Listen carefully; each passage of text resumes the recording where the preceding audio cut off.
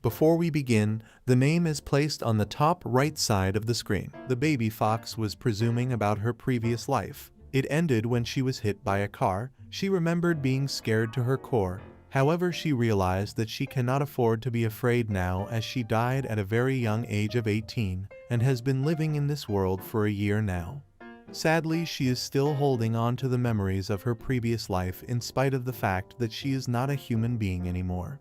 She had paws, white fluffy fur. Turns out she was reincarnated as a little baby fox in this world. She was devastated about her not being a human anymore. No matter how many times she peeked into her reflection in the mirror, she could not make peace with the fact that she is a baby fox in this life.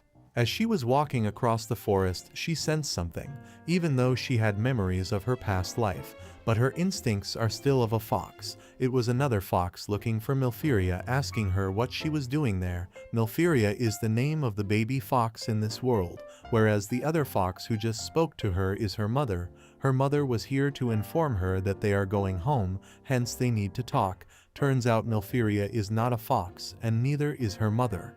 They are spirits of the snow. The mother fox suddenly transformed into a beautiful woman. However, Milfiria is still too small to take a human form. Moreover, Milfiria's mother informs her that she is going to have to stay here by herself for a while. Milfiria was instantly caught by surprise as her mother was giving her this information. Furthermore, her mother had been summoned by the king. The king is the most powerful man in all of Aladra.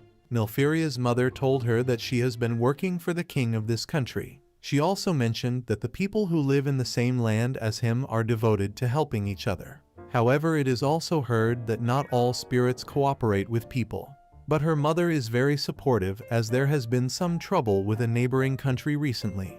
And now the situation is getting worse day by day, hence her mother is required to assist the king in this matter. Milfiria was extremely heartbroken as she heard about her mother being away for a month. Milfiria's mother consoled her, asked her to be patient until she's away, but Milfiria was not ready for her mother to leave for a month. As she is just an infant, however, she kept questioning her mother that normally when she went to the king she would come back in a day, but why is it taking her 1 month? This time, moreover, Milfiria kept insisting her mother to stay. Therefore, her mom added that the King's Landing is a place of many people desire and ambitions, as there are those who seek to take the essence of the spirits for themselves. Following to that, she does not want to take Milfiria with her when she is still so pure, but Milfiria continues to insist, saying that she is not so pure and is covered in desire, and thus begs her mother to string her along. Milfiria's mother told her that she has always thought of her as oddly mature, despite that she was still adamant on her decision of not taking Milfiria along with her, as she is still just a child. It was hard for her mother too to leave her alone while she is still that young, as she tightly hugged her daughter, but as the heir to the name of Snowly, they need to be stronger together, so Milfiria instructs her to work on her cowardice while she's away. Thus her mother was teleporting through the sky towards her destination, as she wished Milfiria good luck, as kept running behind her to stop her from leaving. At the end, she came up to the conclusion that her mother is mean. Her mother is usually kind, but when it comes to education, she is very driven and harsh. Last time, she knocked her off a cliff and demanded her to climb back by herself without any help. And right now she had to be stronger than ever. Moreover, as Milfiria began to think of it, she realized there are no animals that attack spirits, and since the spirits don't get hungry, she did not have to worry about food. Hence, she came to the conclusion that maybe it's easier than she thought. And at this point, she forgot all about it. The day she started living on her own to go to college, she knew she had homesickness. As she was running through the mountain cliffs alone, she seemed lost. Her eyes were filled with tears as she was thinking about her mother and about the times when she would get lost and call for her mother. Her mother would always come and get her, and that is when another thought hit her mind, that she is going to die of loneliness. Even though her mind may be close to adulthood, but she is still just a child, and therefore it is impossible for her to be alone for a month on this quite snowy mountain, and thus she decides that she is also going to the capital. As she thinks of her mother, she knows that she cannot transform into a human like her, but she was sure that her mother will be surprised and praise her for her toughness. Furthermore, she starts her journey. As she completes a few steps, she thinks to herself that she has come far. But when she looks back, she was just a couple steps away from her home. And that is when she shows her dislike towards her small legs and decides to run faster. After running a few miles, she was finally out of the mountain for good and was headed towards the roads of the city. As she stood in front of the signboards looking for her way, she came across a weird detail that she had always heard, that it is warmer in the King's Landings compared to the mountains, but it was still snowing, which is a very impossible thing to happen.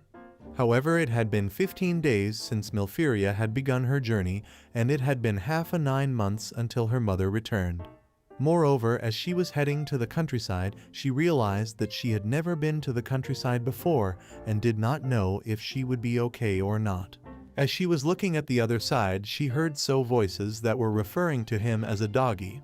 They were a couple of humans thinking Milfiria was a dog. This statement angers Milfiria, as she instantly corrected them. However, the human kids picked her up as they were cheering. Moreover, they started patting her and hugging, which was very annoying for Milfiria, and thus she tries to run away as she did not want to go with those kids to the town. Moreover, Milfiria's mind was still being dragged down by the age of her body. She was extremely distressed by the looks of it. However, Milfiria decides to move forward towards the fort, as she was sure that the army, the knights, or the people who serve this country will be able to show her the way to the King's Landing, as she was not sure about what her next step should be. Furthermore, she cleverly tries to get in from the gates. As she peeked inside the fort, she was astonished to see real knights, as she had never seen them before in her past life, so this was an exciting experience for her.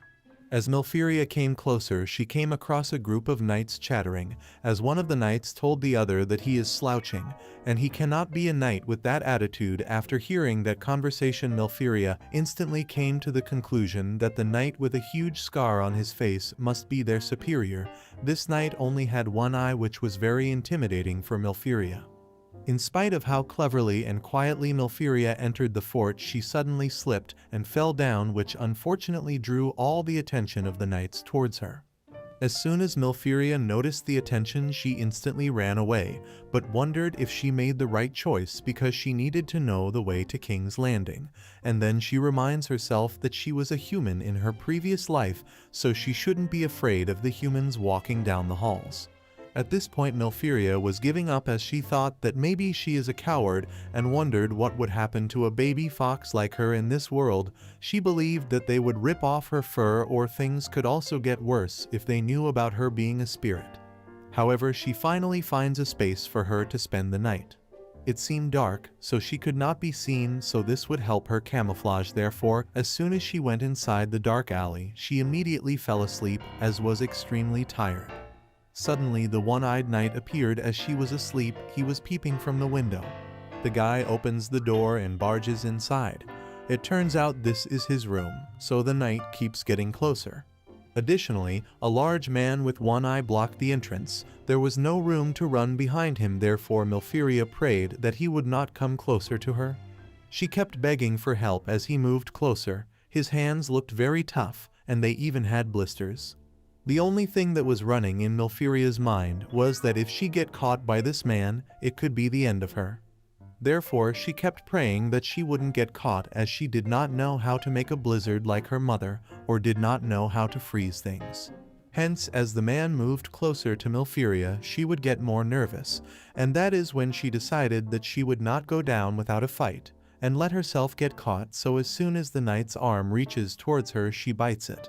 And that is when the knight notices Milfiria and apologizes for scaring her. They both were staring at each other, when Milfiria filled with shame as she realized that she just bit an innocent man. She could still taste his blood in his mouth, and this was the first time it occurred to her that she had a wild side. Milfiria just hoped that the knight was okay, even though her teeth are so small that she shouldn't have the strength to hurt him. But she was still in shock, since it was her first time trying to hurt someone. The knight gasped through Milfiria and realized she was suddenly very lively. So Milfiria told the knight that she is worried about him, but she should not come closer to her at the same time. That is when the knight hesitantly asks Milfiria about what is wrong with her. That is when she tells him that she is also unaware of what is wrong with her, and at the same time apologizes for her behavior. This is when Milfiria realized that his face might be scary, but he did not seem like a bad guy. Therefore she should not be quick to judge. However, the knight was gone and Milfiria only wondered if he had treated his wound. However, Milfiria felt so sorry and helpless, and she wanted to tell him that herself, but the sad part is that she cannot speak. Furthermore, Milfiria suddenly looked up, and he was back with a tasty delight called meatballs. He brought them for Milfiria. The spirits never get hungry, but this was the first time she smelled food since she came into this world.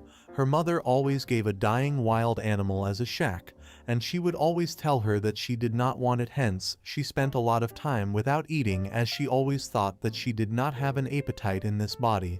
But now that she saw food on the table, she was extremely excited. The knight asks her to hold on, as she kept running around with excitement. Moreover, the knight leaves Milfiria to her meal, hence Milfiria very rapidly finishes her food. Moving forward, as Milfiria was looking at the knight cleaning his wound, she was only wondering if it would leave a scar. Even though she is a spirit, she would not have any germs, but he still should put a bandage on it. Furthermore, as the knight looked at the plate in which Milfiria ate, he was surprised that she licked it clean, as he asked her where she is going to sleep today. Milfiria says nothing and looks at him when he asks her to move that shovel tomorrow and wishes her good night. Milfiria was so impressed that the knight was worried about her, and he had a gentle voice. The one-eyed knight was polishing his sword again. That is when she could sense the signs of life. Milfiria could even listen to knights from over there. She felt so lonely and alone in the mountains compared to where she is right now. As she had some memories of her previous life, she had the realization that she is not completely a wild creature nor a solitary spirit. She always have felt comfortable around people. However, the next morning as she opens her eye, she sees the one-eyed knight up on her face and gets break fast for her. Yet again, Milfiria was surprised that he was getting breakfast for her. Moreover, Milfiria starts playing in the yard as she starts digging holes in the ground. She was having the time of her life as she was obsessed with digging holes, but the knight warned her not to dig too deep as she could get stuck in it. And thus she got stuck in the hole she dug, and what the knight warned her about came across to be right. She apologizes, and he brings her breakfast and watched her from the window as she eats it. And that is when Milfiria decides that she will stay with the knight for a while. It seemed like there were only knights there, no innocent children. No hunters looking for fur were present there, hence it was a very safe place. She comes to the conclusion that she could wait for her mother here, as there are plenty of people, so she won't be lonely, and above everything she gets scrumptious food. And as she makes her decision, she decides to look around the fort, as it was going to be her home for a while now, and she comes across a horse. Then as she runs along, she comes across a large training area, fresh clean snow. She could use this entire field to run around. Milfiria seemed extremely happy and excited, as she was certain about her staying at the fort and playing around. She was not going to complain about anything, and she was going to leave a trail of footprints all over the place. After spending the entire day playing, Milfiria had fun. She was extremely content with how her day went by.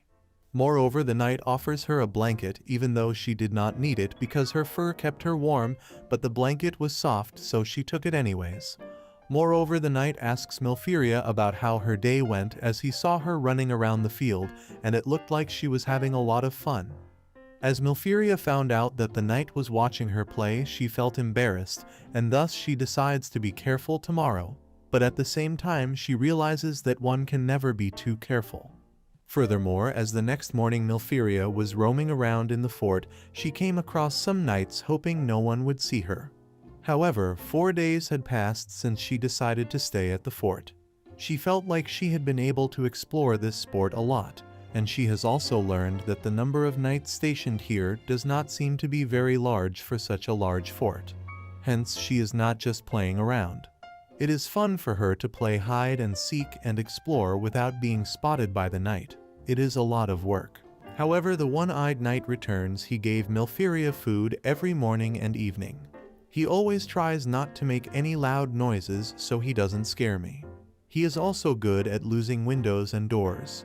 The knight with one eye was bound to be a good person, even though she was still a little prejudiced and nervous. However, this time he brought her a meat jerky which had a very delicious aroma. However, the jerky was in the knight's hand, and this is when Milfiria realized that he wanted her to eat it out of his rather than eating it out of a plate. She instantly became more nervous as she could not eat out of his hand. She wanted him to put it on the box. But the knight kept offering it out of his hand, promising that he wouldn't do anything. Milfiria was doubtful, but she overcame her fear and ate it out of his hand. It was a delicious piece of meat. Her mood instantly elevated as the jerky was delicious, hence the knight offered her even more, and she started jumping and eating it. Moving forward, as the knight was feeding Milfiria, he put his hand on her head to pet her, but she instantly jumped away with fear as he tells her that he was just going to pet her. The one-eyed knight tried to touch her several times since then to pet her, but every time she got so nervous that she would run away, and she always felt that it is a shame that she always make him look so disappointed every time he comes to pet her, as he gave her food and jerky every day. So she was very uncertain about why wouldn't she just let him pet her. It's either an animal instinct or the nature of a spirit that doesn't like to be touched by human. She is always afraid of that big hand falling on her head. Therefore, she apologizes to the one-eyed knight, saying that she is not the kind of girl who will push anyone away in the first place. She may look like this, but she is a lone spirit. However, the knight closes the door, but Milfiria was still talking, hence, she decided to do something about this after dinner. Furthermore, she had made it through another day without being seen by the knight. Maybe she had talent for stealth. However, she wondered if the one-eyed knight has already returned, since she wanted to know what was for dinner today. However, as she walked home, she suddenly smelled a stray dog. It was a wild dog, who looked so fierce it looked like it could take Milfiria in one piece, as he also seemed angry while Milfiria was filled with fear. The dog started chasing Milfiria. The way the dog was looking at her, she was certain that he was going to kill her, so she decided to run on the snow as she was light-weighted, but the dog was heavy so he could sink. Hence, this will buy her some time. However, the outrage between the dog and Milfiria caught the attention of the knights present there. As they saw Milfiria, they realized that she is the fox they have been hearing about. However, Milfiria, on the other hand, was very unbothered by everything else as she ran like wind to save herself. She now decides to run through water and start swimming, while the fierce dog stops right there. It looked like he was not going to follow her through the water. This pond was probably the place they used to clear out the snow. The pond was extremely cold and big, but thanks to her undercoat she was fine. But now she was uncertain about how long she could be going like this and keeping it up. As if she did not move any feet she would sink. Hence, she decides to give up already, as she may look round or delicious, but her body is entirely fur. She felt helpless. The water was starting to steep into her fur. It was really cold, her fur was getting heavier and her legs were tired, and as the dog was barking, all the knights appeared near the pond. A knight shows up for the rescue of the baby fox. The knight who was coming to save Milfiria seemed very scary, and according to her mood, she did not want to go with him. As she asked him to stop yelling at her, the knights kept calling Milfiria. Furthermore, Milfiria was certain that they are good people and chased away the dog, but she did not get why they had such scary looks, as according to her image of a knight, he should be a beautiful, glamorous young man, and if they're not in uniform, nobody would know that they are knights. Milfiria had only seen thugs with a face like that in her past life. The knights kept complaining about why wasn't the baby fox coming to them, when one told the other that maybe it was scared of his face. They both had utterly huge faces. One had a big beard and the other one had an evil grin. They both were fighting with each other when Milfiria yells that they are both equally scary looking, hence they shall stop fighting. However, the other knights showed up with a stick she could use to save her life. But Milfiria still refused to take their help, as it was not their faces which threw her off, it was her sense of caution. Even if it meant risking her own life, she can't just jump into the arms of a stranger and ask for help even if her life is in danger. Thus her legs stopped working. She was in extreme difficulty, and even in the extreme difficulty her mother was all she could think about. Her eyes were filled with tears.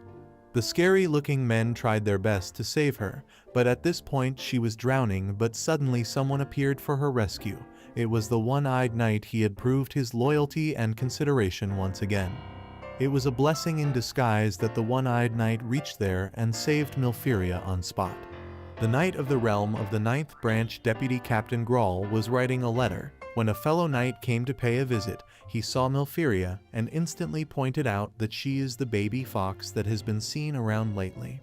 About 4 days ago, a baby fox took up residence in this fort. No sign of the mother fox has been found. It must have wandered here after being abandoned or separated from its parents. It is still too young to be hunting. Captain Grawl wasn't sure, but he thought she is a female fox as she is so adorable and pushy that he felt like she's a girl. The fellow knight mentioned that he is not the only one to see the baby fox roaming around in the fort. Many others have seen her running around the training grounds and roaming around. Captain Grawl added that this northern fort is often covered with snow in the winters, and there was always a sense of isolation, but the sudden appearance of this baby fox has brought a sense of soothness to the hearts of the knights. These tough men are delighted to see her small footsteps. The fellow knight came to the conclusion after listening to the captain that he is an animal lover. He likes cute animals. Furthermore, Captain Grawl asks the fellow knight to join him in the sword training room, but he wasn't sure if the knight can handle it though. However, Milfiria stood there staring at both the knights, hoping they would feed her something. It was like the other knights were not aware that she was feeding the fox. However, it didn't matter if the other knights didn't know, because the head chef knew, and he had prepared something else for the baby fox today. It was the first time he had made something with turnips and hoped that the baby fox would like it. As last time, he prepared green peas which were left behind. However, looking at the baby fox, Captain realized that she still hasn't let her guard down. Hence, the captain decides to make sure he keeps his distance, since he believed that the baby fox was relaxed. But she did not fully trust him. He had always wanted to touch that soft fur. But today he had brought something new. As he was feeding her, he consoled her to make the sense of insecurity go away. He told her that he won't do anything horrible to her, and he wanted her to know that she is safe, but he will not forcefully pat her. She can take his time.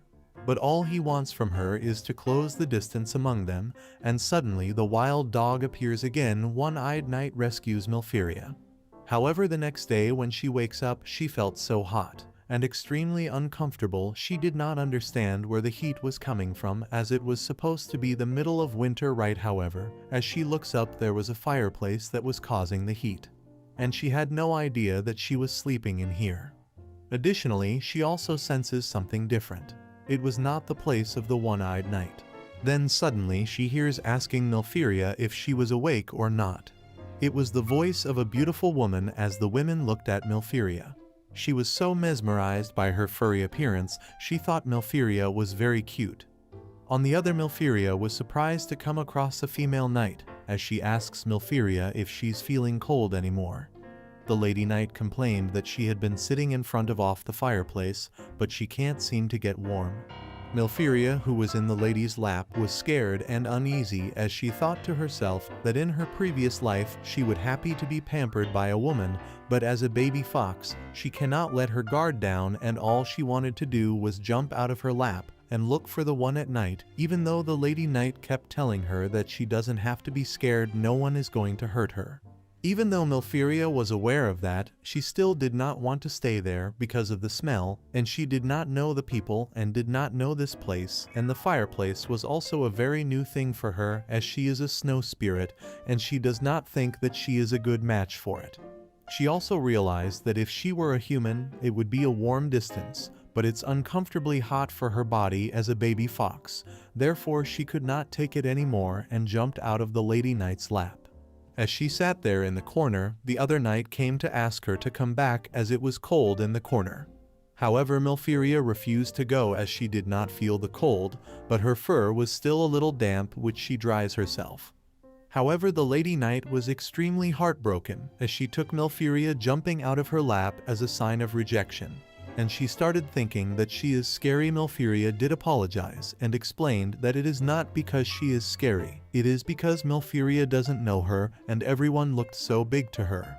This explanation instantly fixed the mood of the Lady Knight. However, the lady believed that Milfiria is a wild fox, so she will be scared of the humans. Furthermore, now she asks the one-eyed knight about what would be the best possible way to get her guard down. However, the knight replied that he had failed himself. She is afraid of people. He was hoping that Tina would be better than him. However, he failed and apologizes to Tina for making it late.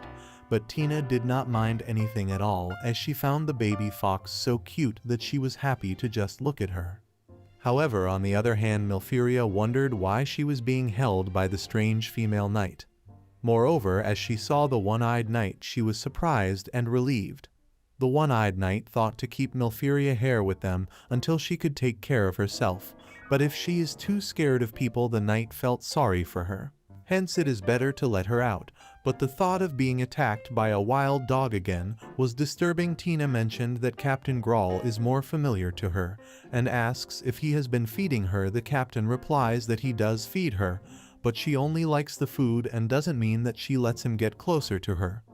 Milfiria looked at the captain and thought to herself that the knight jumped into the pond to save her. She did not think he was a bad person even before this, so she decides to not use her animal instincts anymore. As she is a snow spirit, she can handle some of it, but she wanted to know if the captain was okay and his shoes and clothes were dry yet. As Tina looked at the captain and baby fox, she believed that the baby fox was in love with him. But the captain disagreed with her, as he believed that Milfiria only expected him to feed her, as he had never been this close before without food or anything. The captain takes out the jerky and firmly believed that Milfiria was being attracted by the smell of the jerky. But Milfiria believed that after everything they had been through, she did not deserve the jerky, as she thought it would be safer to be around the one at night. She also wanted to thank him for saving her life and wanted to inform him that she was no longer afraid when he held his hand to her, as she was rescued by his big hands. So Milfiria doesn't eat the jerky even though she loves it, to show the captain that she really loves him. Tina pointed out that the baby fox understood that the captain saved her life, hence this was Milfiria's way of showing gratitude towards the captain, as she came closer to his hand and started kissing it, while Tina at the back was extremely jealous. That is when the captain introduces Milfiria to the baby fox and explains to her that Tina is also not a bad person, and once Milfiria starts to meet her, she will actually be in love with her. However, since it was getting late, the captain asks Milfiria if she is not hungry, then she shall take some rest, as there are a lot of dangerous things on the training grounds like wild dogs, and they could get to her like they did today. Therefore, the captain was worried, as he did not want the baby fox to be eaten by wild dogs.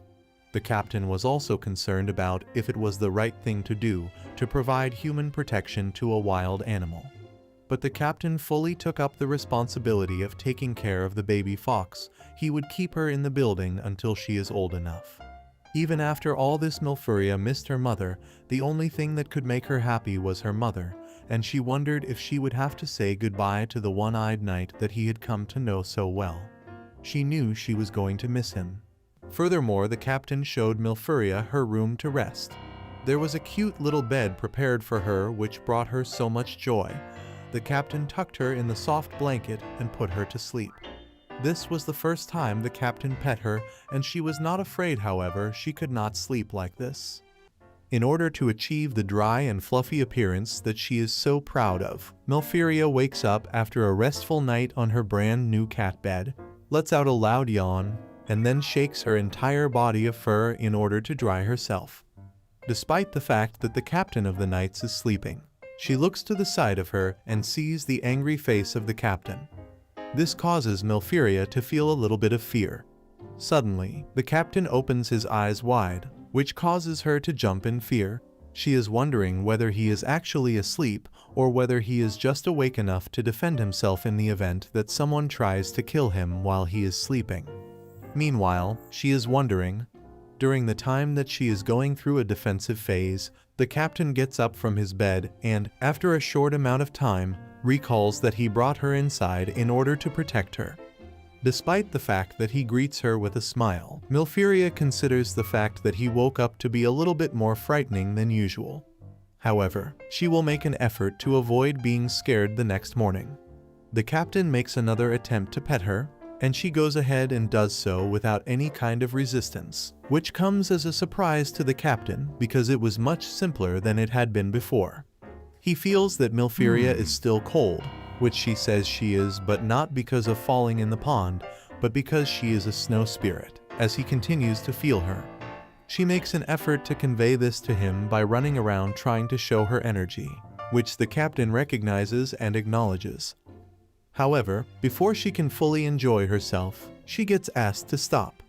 The captain then gets up to change his clothes, but Milfiria is embarrassed to see his body and hides in her bed.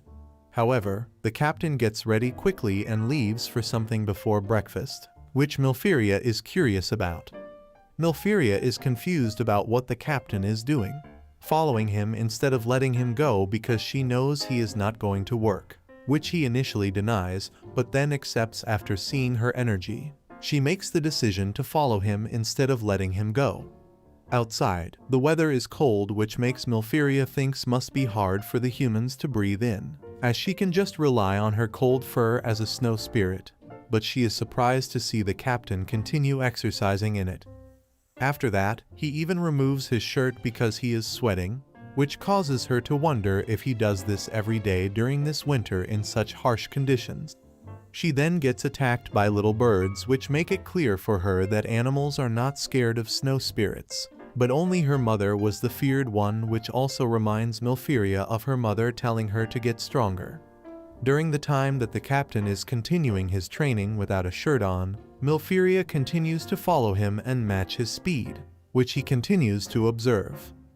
During this time, Tina is back at the fort, where she observes that the commander's office and the branch chief's office are both quiet in the morning due to the fact that they are busy with work. However, she then meets Kix, who appears sleepy. He explains that he had a night shift and that he will now just eat and sleep. She asks if it was border security once more, which Kix complains about because it is a mountainous region that is too dangerous for anyone to even cross, and therefore performing such a strict duty there does not make any sense. At the same time, she tells him that there are reports of snow spirits being there, and the king has asked them to protect it. He takes a big breath and offers to eat something warm when he finds a crowd gathered acting lost while looking at something. It turns out that the captain sitting, along with Milfiria, the small white fur fox that is tucked under the table, is the one who has managed to make everyone, including Kix and Tina, comfortable. Nevertheless, Kix suddenly yells out to Tina the question of why it is inside with the captain, and Tina responds by saying that there is a reason for it. This occurs as they are greeting the captain and Milfiria. Tina gives her the nickname Mil-chan, which causes the captain and Kix to wonder why she is called that. Tina responds by explaining that it is because she is white like milk, while trying to maintain a friendly expression. This makes the captain and Milfiria happy, also because the captain forgot to name her, but now he has an easy to remember name thanks to Tina, which makes her happy. Though Kix complains why he was never told about this, but the captain simply say that he never asked. As a result of the fact that everyone likes Milfiria, he proposes the idea of making her a symbol for the northern fort. However, the captain responds by telling him to train instead after his night shift. Kix makes an attempt to call Milfiria to him, which causes her to become scared as he makes an attempt to touch her fur in a disturbing manner. However, the captain and Tina scold him for being so loud. Tina tells him that even she does not have permission from Milfiria to touch her yet, since you need to take your time with her, which Milfiria agrees to. Seeing as more people start to gather at the room, the captain takes Milfiria back with him, as she is not used to so many people being around her. But Kix asks him a question about whether the captain has told the branch chief about this, which he replies to saying that he has not yet, but will inform Yama, the branch chiefs, later today. While Kix gets excited to see the Ice Branch Chief's reaction to meeting Milfiria, she gets a sudden greeting by the chef who makes her food, which shocks her at the start, but she happily thanks him by nodding her head. Milfiria seems quite happy to be named Mil by her godmother Tina, as it surprisingly matches with her real name that her mother gave her. and also that it is just not something like white or little because of how she looks. The sudden realization that milk is cheap hits her, but she is able to move on when two knights come to greet the commander. She is thinking about what the real name of the commander is, as everyone just refers to him by his title, because he is such an important person. The next thing she does is connect the dots of the two important people, the commander and the branch chief, who are referred to as Ice and Iron. She then makes an expression of irritation while doing this, which causes the commander to become confused. During the time that they are walking down the hall, a young man is seen turning around and closing the curtains on his windows. He is apparently thinking about the little fox in a serious manner. The captain tells Milferia that he will return at noon, which she figures out is for his meeting with the Ice Branch Chief, whom she was excited to meet as well. But now she wonders what will happen to her when she is left alone. While she is expressing her sadness, the captain tells her that it is his training with his men on horseback, which she is unable to ride. However, she believes that she will be okay because she has become friends with the horses, despite the fact that it may affect his work.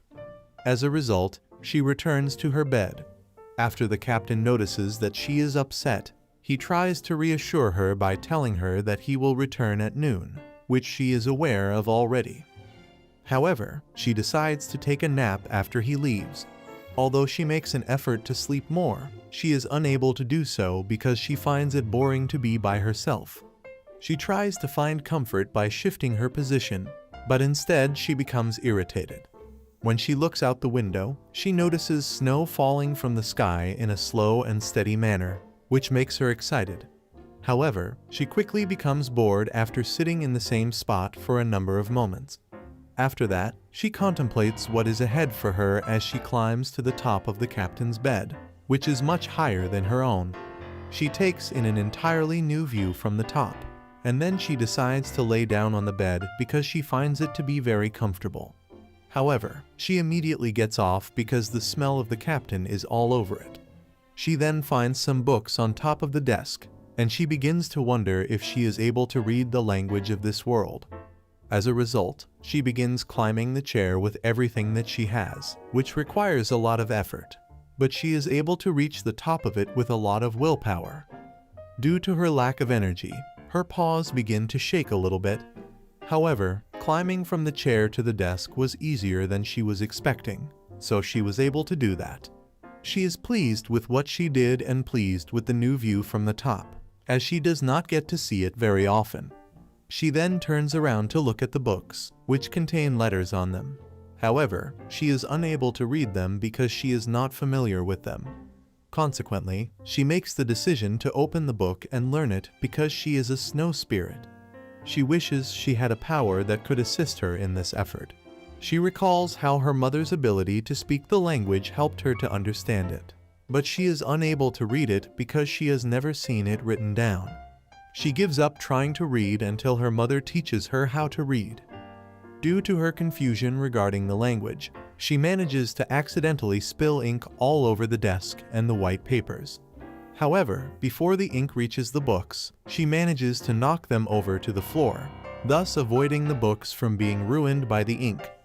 The fact that she was able to save the books is a source of calm for her, but the paper and ink are a different story. She becomes worried about the fact that the captain will be returning at noon, so she had to at least bring the books back in the correct order.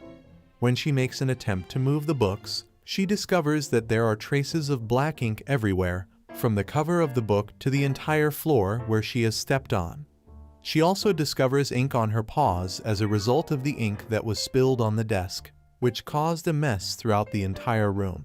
She begins to feel worried as the entire room appears to be dirty, and she considers using her blanket as a means of removing the ink from all over the place. However, this does not work, as all it does is make the mark even larger than it was before. After that, she recalls that the blankets do not actually absorb water, and that she had given up her blanket for no reason other than to be responsible for its destruction. While she is going through an even greater state of panic because she is thinking about how angry the commander will be, she is making more marks on the floor because she was moving without thinking, which causes her to become completely blank. Meanwhile, the commander returns from his training with the knights and horses, thinking about if he took care of his room so that Milfiria is not troubled by anything or even hurt, since she is shy, making a very serious expression which makes the knight scared. However, as he enters his room, he discovers that Milfiria is not in her bed, and that there are paw marks with black ink all over the room. These paw marks lead him to the top of his desk, where he discovers the black ink spilled all over it along with the white papers. After grabbing it, he notices that it was already closed in a manner that was not completely secure. He then follows the trail of marks that Milfiria left behind in order to locate her. This leads him to the area under his bed, where he bends over and discovers her sitting in the dark, feeling sad about what she has done. He gives her a reassuring smile, telling her that he is not angry and that even leaving the jar there was his fault, so she can come out now. This causes her to look at him slowly, but she is still feeling regretful about having left the jar there. He reaches out with his hand to her, gently pet her, and grabs her by her soft fur in order to pull her out from under the bed. As he does so, he notices that all of her paws are actually covered in black ink. He is relieved to see that she is not hurt, and he makes the decision to clean her up before they go meet with the chief of the branch. As Milfiria listens to this, she begins to cry tears of happiness because the commander is so kind. She also begins to move her paws, which cover even him in black ink, and he asks her to stop in a gentle manner. She has come to the realization that if the chief of the branch were to see her covered in ink, he would have a negative opinion of her, and this has significantly reduced her excitement about meeting him. On the other hand, when she realizes that the commander took her to the men's bath, where everyone is shirtless, she becomes embarrassed and begins to move in a panic because she is still a girl. Meanwhile, the commander calmly wipes her paws with a cloth. Even though he exerted a great deal of effort, the commander was not successful in completely removing the black ink from her paws.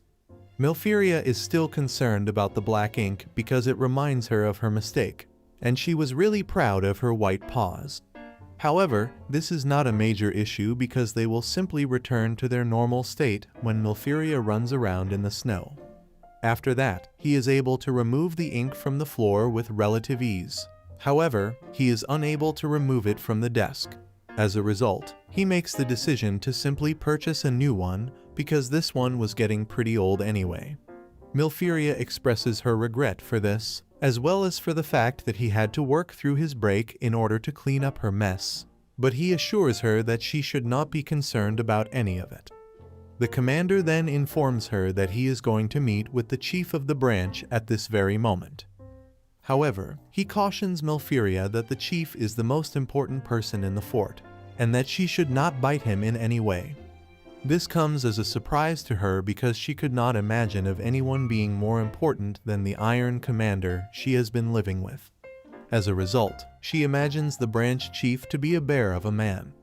When she thinks about it, she becomes anxious and forgets to walk properly, which causes the commander to become confused as he looks back at her, but then continues to knock on the door of the chief's room. When Milfiria is getting ready to meet a very dangerous man inside, the branch chief allows them to enter, but during that time, she smells soap. The commander extends a warm greeting to the leader of the branch, who is a handsome young man who is currently seated at his desk, drinking his tea while looking at some papers. The commander gets right to the point and informs the branch chief about the little white fox, while Milfiria is taken aback by the fact that he is so young and not even dangerous as she had imagined he would be. After that, the commander approaches the chief of the branch and asks for permission to live with her. He has even brought her to the office with him, which causes the chief to become enraged whenever he looks at her, which in turn causes Milfiria to become terrified. When she saw that face, she recalled that the chief had been given the title of Ice, and his youthful appearance was just a distraction for her. Now, she believes that he is not pleased to see her. On the other hand, she gathers her thoughts and tells herself that she is adorable and petite, and that there is no way that anyone, including the chief of the branch, would simply tell her to leave because she is ugly. But that was only what she believed, because the chief of the branch only looked at her. And now she began making points about how she will not cause them any trouble, despite the fact that she spilled some ink. She continues to list her positive qualities in an effort to persuade the branch chief to retain her, and she does so while making happy faces. However, the branch chief only makes an annoyed face and asks the captain if this was the only thing he wanted to talk about. Despite the fact that Milfiria is irritated by the fact that the branch chief had nothing else to say, the commander continues to talk to him about how adorable this baby fox is. The branch chief then goes on to explain that he is aware of the necessity of having animals that provide emotional support here in the fort, as the demanding tasks that they perform in this chilly environment can cause them to become depressed.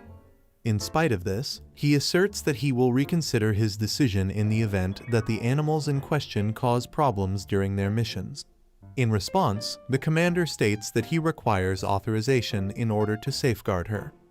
Grail is the name that the branch chief calls the commander, and he tells him that he has no problem with him taking responsibility. This makes Grail happy, and he expresses his gratitude to the chief. Despite the fact that Milfiria is certain that Yama, the chief, does not like her, she has a soft spot in her heart for the branch chief. Yama is a kind and capable individual who is capable of making decisions that are significant and suitable for leading a fort. There are some people who do not share Tina and Grail's affinity for animals, and she believes that she made a mistake when she thought of herself as cute in the hopes that anyone would be willing to accept her. Despite the fact that she is a snow spirit and has memories of the past, she continues to cause trouble along the same lines as the ink, which causes her to feel even more depressed about the fact that she is practically useless at the moment. The commander Grail notices that she is upset and makes the decision to take action so that she is no longer left alone whenever he is required to work. Meanwhile, Milfiria is concerned about being of assistance to the people who are located around the fort, just as the branch chief Yama had instructed her to do. As she makes a sad face, the commander Grail quickly recognizes her and asks her to go play outside with him because there are no dogs during the daytime. He gives her reassurance by telling her that even if a dog comes, there are men outside and a guard by the door who will assist her in getting to safety. However, as he pet her, he tells her that if she were a human, he would keep her inside these walls so that she can be safe at all times. In addition, he suggests that she should go out into the wilderness at some point in the future. Therefore, she should be aware of the dangers that exist in the natural world, and she should also learn how to hunt, which she immediately refuses to do. It is then that she comes to the realization that if she were a cat or a dog, she would not be required to return to the wild. However, because she is a fox, she is unable to avoid doing so. In addition, maintaining her relationship with the commander for an extended period of time may make it more challenging for her to return to her mother. Despite this, she is content to accept this reality because she has fallen in love with the commander, and it is already too late for her to return to her previous life. The commander, upon observing her excitement, inquires as to whether or not she is content. At the same time, she is contemplating the extent to which she adores her mother, just as she enjoys the snow and the jerky that she consumes. And then she recalls how the branch chief Yama referred to the commander as Grail. Although she is relieved that she is now aware of his name, she finds it strange because she is accustomed to not being aware of his name. She has high hopes that she will be able to reveal her true identity to the commander and the other individuals, but she prefers the nickname Mill that they have given her. She worries about the amount of time that remains until her mother arrives to pick her up, and she is also concerned about how she will be able to say goodbye to the commander without being able to speak his language. While she is concerned that everyone will become anxious if she suddenly vanishes without a trace, the commander reminds her not to leave the fort, that she should stay away from the pond, and that she should make every effort to avoid getting hurt in any way. This makes her feel sad because she had hoped to be able to play without having to worry about anything. While the commander and Milfiria are playing in the thick snow, The commander leaves her with the promise that he will come and get her before it gets dark. Meanwhile, the branch chief looks at them through the window of his office with a frustrated expression on his face. She has been playing in the snow for some time now, and she has not been afraid of any nights that pass her by. She has come to the realization that the tears she shed over leaving the commander were not worth it, and that instead, it has been a lot of fun to play in the snow. On the other hand, she has a hard time making even a single snowball because her entire furry body is covered in snow. In an attempt to get the snow out of her body, she rolls in every direction, but she ends up getting laughed at by some passing knights who were watching what she was doing. The knight gets down on one knee and calls Milfiria towards him by signaling with his hand. She becomes irritated with them for laughing, and she asks for their assistance. She recognizes the signal, but she hesitates before going because he is a new person to her. As a result, her animal characteristics prevent her from going toward him, despite the fact that she has a lot of snow on her. However, she makes an effort and moves closer to him through the power of her willpower, which surprises the knight because he believes that the commander's decision to give her time caused her to become accustomed to people. However, she denies this and says that she is still nervous. She is terrified of being touched because no one else, with the exception of the commander, does it. However, because the commander's odor is normal, Milfiria allows the knight to free her from the snow, which the knight does in a gentle manner. Even Milfiria is pleased with how well he performed, as the other knight is impressed by how wonderful he was. After the weight of the snow was removed from Milfiria's body, the knight who removed the snow tells the other knight that he is familiar with the process because he is used to removing snow from the long-haired dog that his parents have. This allows Milfiria to run around without any difficulty. Because they are going to remain here until nighttime, Milfiria considers the knight to be a helpful older brother. She expresses her gratitude to the knight for his assistance, and he even offers her additional assistance if she requires it. Following that, she continues to play, and she even went to the big brother knight twice more to get the snow removed. However, once she had finished playing, she waited at the door for the commander to come and pick her up at the usual time. As was to be expected, the commander arrives promptly and inquires as to whether or not she had a good time playing around. She responds with a pleasant expression on her face and makes a hasty approach to him. She then thinks to herself that she is able to enjoy snow now because in her previous life, she was unable to do so because she was always cold and the futon in her home kept her warm. However, now that she has fur, she is able to enjoy the outdoors without any difficulties. When the commander sees this, he realizes that she enjoys playing outside after all, and he makes a sad face. This causes Milfiria to feel anxious, and she makes a hasty attempt to go to him and lick his hand, but she is unable to do so. While the commander was under the impression that she had gained new knowledge when she bit his shoe, she let it go when he attempted to pet her in order to avoid giving any wrong impressions regarding her. In spite of the strange thing that she did, the commander continues to pet her with joy, which makes her feel at ease because she believes that she is prepared to take on any challenge. Later, in the cafeteria, Tina and Kix come to see the commander and Milfiria sitting at the same table, enjoying their food. However, as Tina is greeting Milfiria, Kix grabs her and throws her in the air in a playful manner, praising her fur. Meanwhile, Milfiria is terrified to the point of death because she is so high up.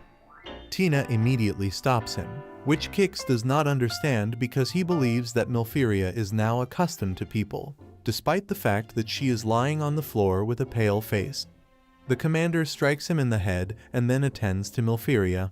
All the while Tina scolds Kix for his foolish behavior. After that, Milfiria makes the decision to remember Kix, but not in a positive way. She compares him to the children she encountered when she was going to town and trying to find her way there. During the time that Kix is attempting to reduce the pain caused by the hit that he received from the captain, 2 additional knights enter the room and inquire about what he is doing. Meanwhile, the other knight presents himself to the commander. They look at Milfiria, which brings back memories of their frightening expressions from the time they rescued her from the dog when it was trying to catch her. But despite this, they are all warm and friendly. When they see the expression she is making, they ask her what is wrong with her. But all she is thinking about is the frightening expressions they are making. As they all gather in one location, all she can think about is how large and terrifying they are, despite the fact that she is aware that they are kind individuals. This causes the knights to be confused as they observe her shaking so badly, and one of them makes a joke about how their face is the reason she is so terrified. The knights yell at each other as a result of this, which makes her even more terrified. Following this, the commander instructs them to refrain from making such loud noises because Milfiria becomes frightened by the noise. This causes the knights to apologize and leads them to believe that the fox does not remember the day that they assisted her. Tina immediately jumps in and says that even she was scared of them when she first met them, so it is normal for the fox to be scared of them as well, which is something that everyone agrees with. Tina tries to cheer them up by telling them that she is now okay with them, while Milfiria feels bad for reacting to them in such a manner. Despite the fact that this makes them sad, the fact that women, children, and now even animals are afraid of them is a source of motivation for them. She wonders to herself that if she were able to communicate with them in their native tongue, she would be able to convey to them how much she values them and how she has not forgotten the day that they assisted her. They begin to tell their sad stories about how they try to help a person, but they just think of them as bad guys, even though they are wearing officer uniforms. This causes Tina to feel sad, so Milfiria decides to try and move towards them with courage, and she decides to show them her appreciation through the actions that she takes. By bringing a portion of her food towards them and dropping it in front of them, she demonstrates how much she likes them and how she is aware that they are respectable individuals. In the beginning, they are confused as to why she brought her food to them, but eventually, they come to the realization that Milfiria is expressing her gratitude to them for that particular day by providing them with a portion of her food. The knights are grateful for it, but they believe that the commander should be the one to receive the gratitude for saving her. However, she is pleased to recall that these knights were the ones who were responsible for getting rid of the dog. Milfiria was able to convey her emotions to them without having to speak a word. Rather, she simply performed a helpful act toward them, which enabled them to comprehend how much she values their assistance. This made everyone happy, including Milfiria, who was able to express her feelings without having to speak. After that, Milfiria shows Tina and the commander how much she loves them by giving them a piece of her food. This makes both of them happy, and they express their gratitude to Milfiria for the gift she gave them. During this time, Kix is still sitting in the corner, feeling the pain of being hit, and the commander gives her a pat on the head. They have been kind almost all the time, but they get the opposite reaction due to their faces, so the knights are grateful that they finally got a thank you. After that, they all begin to offer praise to Milfiria, referring to her as cute, and they express their desire to be able to pet her in the future. She even allowed the commander to pet her, despite the fact that he had a frightening face. They then wonder what they will do with the piece of meat that they obtained from Milfiria. When the branch chief enters the room with his serious face, and when one of the knights thanks him for his hard work, the branch chief makes an annoyed face and moves along, leaving everyone confused. However, that is because they are accustomed to his ice behavior, which means that he is always serious like this. They speculate as to whether or not the chief heard what they were saying, which has left even Milfiria confused about what has just taken place. While Kix is attempting to teach Milfiria to shake hands with her paws, Milfiria consciously chooses not to do so because she believes that doing so will make the situation more humorous. Meanwhile, the other knights tease Kix by pointing out that she is unable to do so because she has not been trained to do so. In point of fact, she is doing this in order to kill time because the commander has gone to take a bath, and she is required to wait in the common room with the other knights. Milfiria is irritated by the fact that the other knights claim to find her a little stupid and call her funny names due to the fact that she is small. Kix, on the other hand, believes that Milfiria is intelligent. Despite the fact that Kix does not appear to consider her to be stupid, which she appreciates, she despises the fact that he picks her up so suddenly. She thinks about the time when she had no enemies in the mountains, but now she is called a fool for being a spirit. While Tina is telling Kix to stop trying to hold her up because it will only make her hate him, Milfiria moves away from that location and goes towards a hole in the wall that she saw.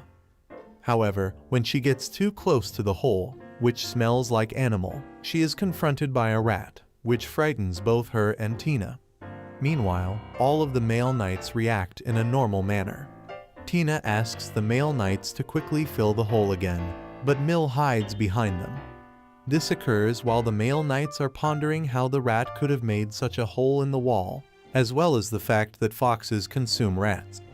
Milfiria is irritated by the fact that they continue to make fun of her for jumping in such a manner, despite the fact that she is a fox. This is because she was taken aback when she saw the rat. Kix uses this to demonstrate that she is truly intelligent, as she tries to express her embarrassment and screams internally for them to stop talking.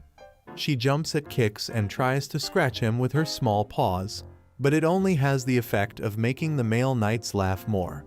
While they are laughing loudly, the chief walks into the common room and tells them to be quiet about it. He then leaves immediately after saying that they are permitted to enjoy their time here, but that they should be quiet about it. The chief did not appear to be angry, but rather envious of the fact that the knights were having such a good time. The knights believe that it was very frightening to see the chief in such a state. As a result, Milfiria and Tina are confused. Milfiria's realization that the chief may not have any friends comes to her as a result of the fact that he was afraid of her in the past and that he appears to be envious of everyone else who appears to be having a good time. While Tina and Milfiria are uncertain, one of the male knights is about to tell them a rumor about the chief. At that moment, the commander enters the room after he has finished his bath.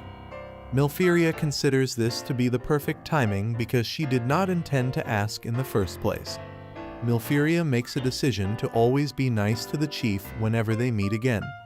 The following day begins in the same manner, with Milfiria and the commander being frightened to see each other's faces in the morning. After that, they both go out for the commander's early training in the cold weather, and then they eat a meal in the cafeteria while everyone else stares at them. The fact that Milfiria was allowed to go out in the morning today, as well as the fact that the commander petted her quite a bit today, both make her very happy. She continues to play in the snow, but then she is filled up with snow once more. This causes the big brother knight and his friend to laugh at her once more, despite the fact that it is difficult for them to laugh after having gone through such harsh training. Anxious that they will consider her to be an idiot, she flees from them in an attempt to escape their eyes. She makes her escape into the stables, where she encounters the commander's horse, which has a very powerful and muscular build, and the scent of the commander is all over it. There is a very broken conversation between the horse and Milfiria, but she understands what he is trying to say by feeling it. This translates to the horse asking her if she is doing well now, and he will threaten the dog the next time it tries to attack her. Milfiria is able to understand what he is trying to say. She then goes to see the next horse, which is the one that is not the commander's horse. This horse is very similar to the commander's horse, but it has gorgeous hair and is as clean as soap itself. When Milfiria is suddenly confronted by the branch chief, who has entered the stable from behind her, the chief immediately displays a disturbing expression upon seeing Milfiria. Instead of paying attention to her, he immediately goes to his horse, which he calls Irax, and inquires about how it is feeling and whether or not it has eaten yet. Milfiria is perplexed as to why the Ice Branch Chief does not have any friends, because she is surprised to see that he is so kind and does not observe any problem with a person having a conversation with an animal. When she takes a closer look at the horse and the chief, she comes to the realization that he does not actually have any friends. This realization causes her to cry because of the sheer shock that she has just experienced.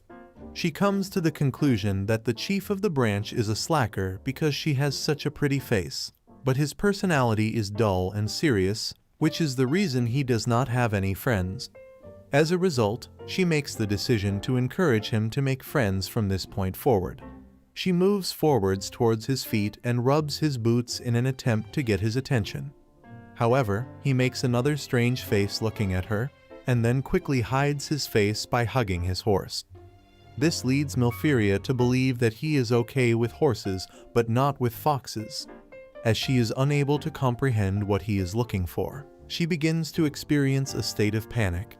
She makes an effort to explain to him that she is not his enemy because she is not a human but rather a fox or a spirit, depending on what he is more comfortable with. Ironically, she panics more than he does, despite the fact that she is attempting to convey to him that she comprehends his position. It is then that she gets a painful glimpse of the chief looking at her, which leads her to believe that he does not want to be friends with her.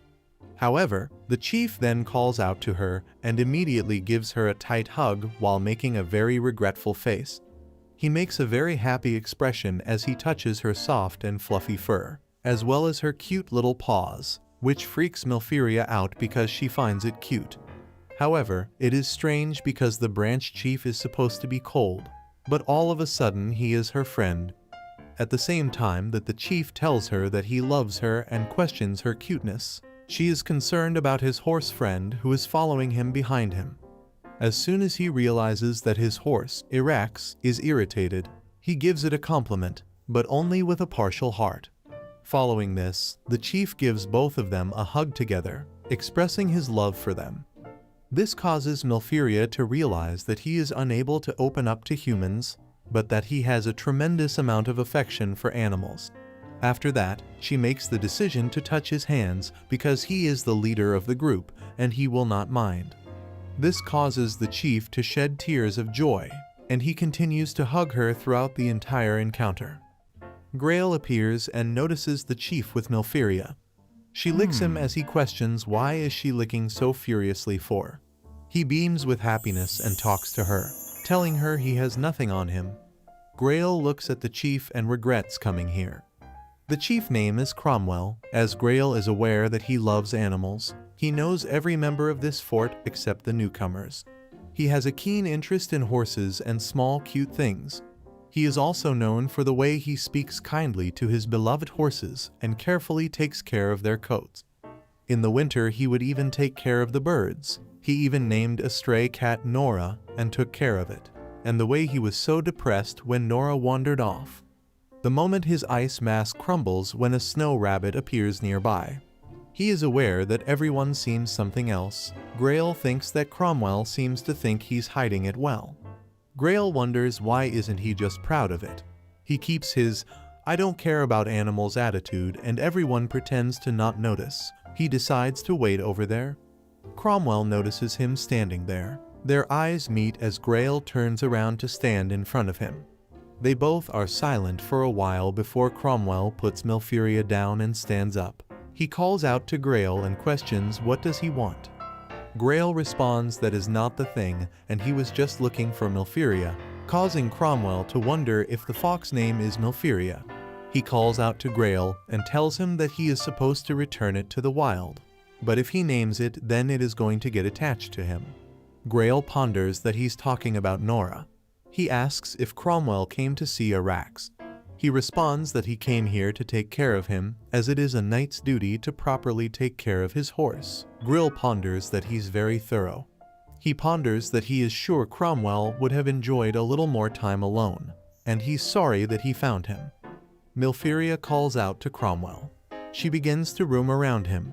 He finds her very cute, but decides to act as if he is annoyed and tells her to get out of the way. He yells at her to not just dirt around. Grail ponders and he's going to kick her and he means it. He wonders when did she get so attached to him. He calls out to her. She turns around to look at him as he feels betrayed. She runs to him and begins to cling on to him. Grail ponders that Cromwell wears a mask of ice to avoid disappointing his men. He is probably very concerned about how he is perceived by those around him. He is aware that Bumble comes from a noble family. He was promoted to his current position as a branch chief by those at the top that he cannot claim that he got there on his own merits and accomplishments. He seemed to be concerned about himself. He heard it was his wish to come from King's Landing to this northern fort. In the middle of winter, the weather is so severe that many people freeze to death, and the knights were all men who'd been treated as troublemakers by the other branches of the order. The connections of Cromwell's family won't work here. He knows that in such a place he has made his mark, and he is determined to build up his reputation. One questions if he is a noble kid. The other responds that he is just a small wimpy man and he would not last the winter. Grail thinks that a lot of people did not like him at first, but that changed as they started working together. Grail knows that he sparred with him for some days and he's so strong. He is a sharp guy. He thought he was a real prick, but he is a real decent guy and he knows that he could count on him. He is aware that he is a bit harsh on them, but he is even harder on himself. Grail ponders that Cromwell himself is still suffering from a lack of complete confidence. Now everyone in the fort recognizes him as a branch chief, and there is a lot of human emotion under that mask of ice, and that he sometimes waves it into the harshness of his words to his subordinates. He is also giving the men and women a hint of love behind their back. Being an animal lover does not make him any less reputable now. In fact, everyone is taking it into a positive light. Grail hopes that he realizes that soon. He calls him their clumsy chief. Cromwell misses Fluffy as Milferia decides to be his confidant until he has a human friend. The next day Milferia went to the stables before noon and there he was. He seemed to have finished his work early. Milferia wonders if he's always here around this time. Milferia sticks to him, telling him she's his friend. Cromwell notices her and becomes shocked seeing her. He even gets a nosebleed. Milferia observes his expression and wonders if he is okay. She thinks maybe he is not used to interacting with her yet. She apologizes to him as he responds that it's okay and he just wasn't ready. She looks at him and guesses a nosebleed can be beautiful if it is from a good-looking person. He finds it painful, but she ponders that she is not going to stop being his friend just because of this. She's going to get to know him very well. After a few weeks at the fort, she has gotten a lot less shy. She has gotten to know Tina and the other knights. Kix is the only one she's wary of. She has grown accustomed to being caught off guard.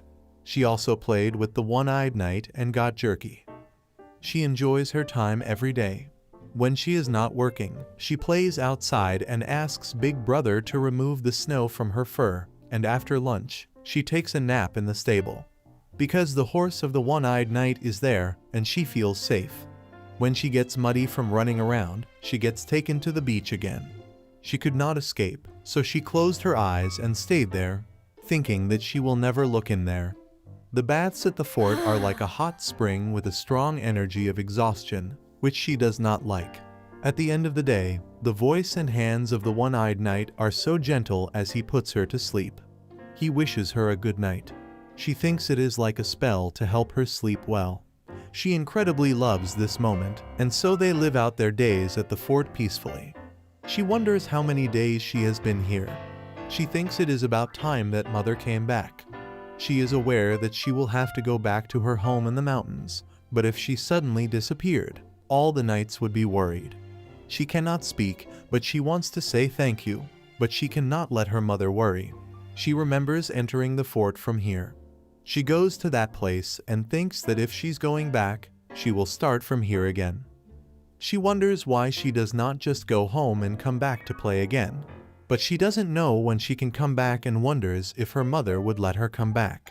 She closes her eyes as she realizes that the wind and snow are getting stronger. Someone calls out to her as she looks and finds Grail. He is really glad to find her. After bringing her inside, he tells her that he's going back to his room now. She looks out of the window as she realizes that the windows are white with snow stuck to them, and she cannot look outside and the room is dark because there is no light coming through. She remembers that in her previous life, she has only seen this kind of snow in 2 different places. She's sure it's a lot of work, but she has been thinking that she can build all the huts she wants. But now that she has seen it, She is aware it is not so easy, and she does not think this is the time to be building huts. She has been banned from playing outside, and decides to go to bed. The sound of snow causes her to flinch as she realizes she cannot sleep now.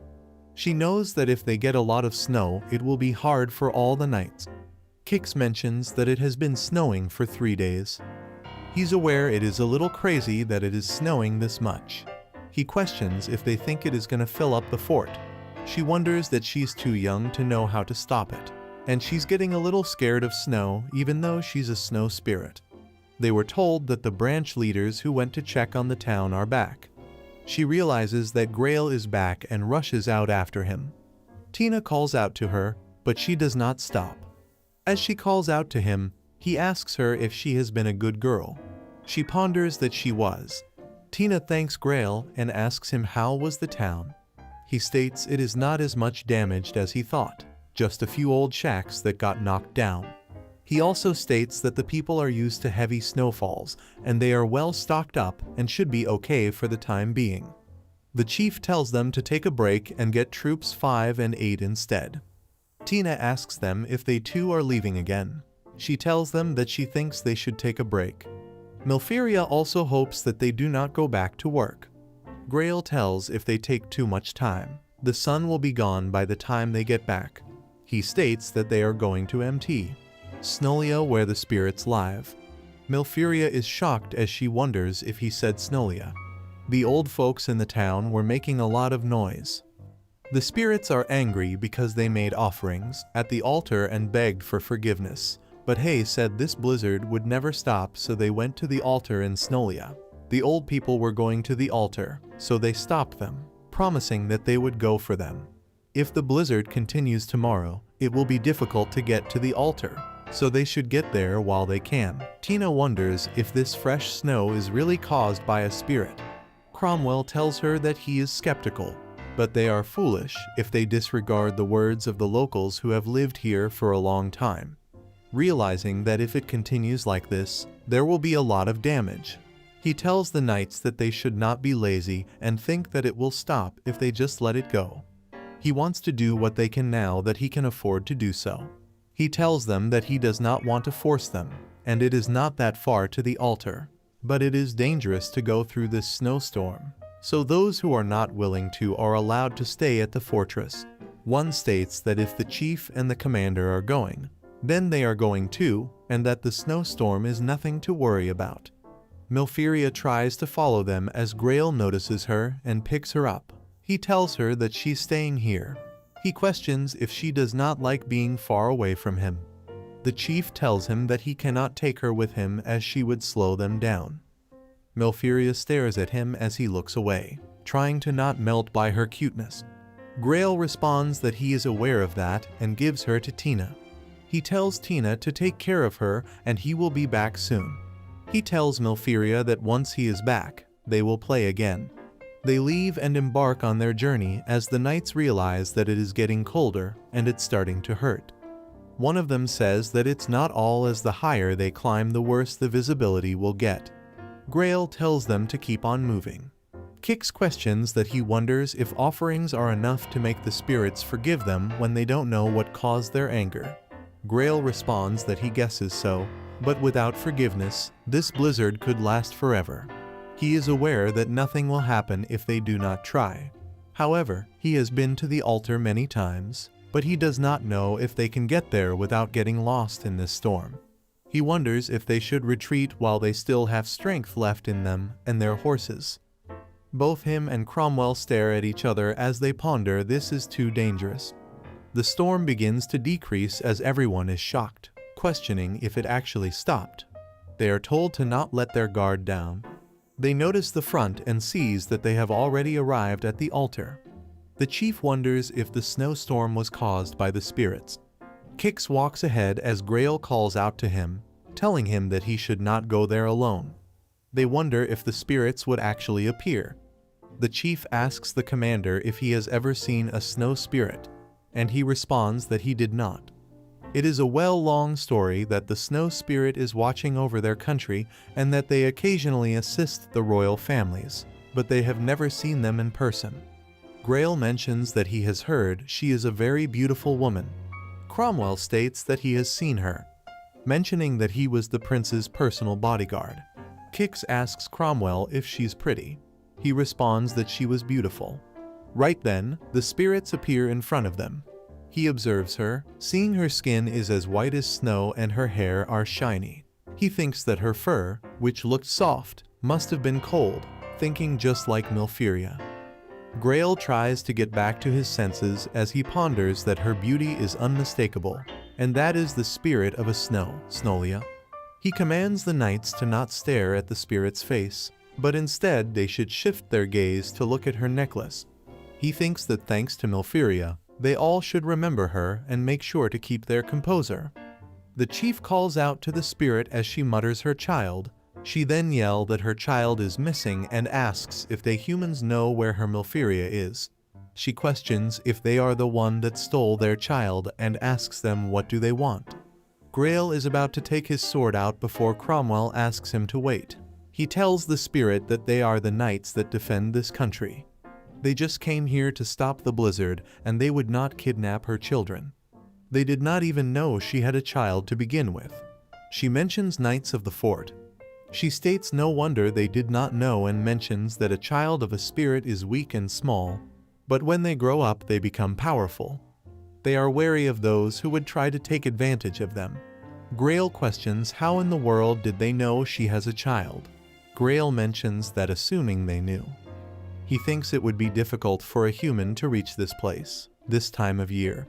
She states that some do come up, and mentions that she did let an avalanche swallow them before they got too close.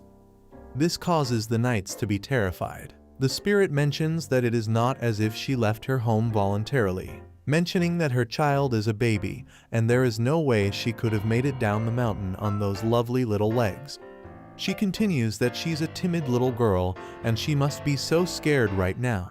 Grail tells the spirit that she should let them help her.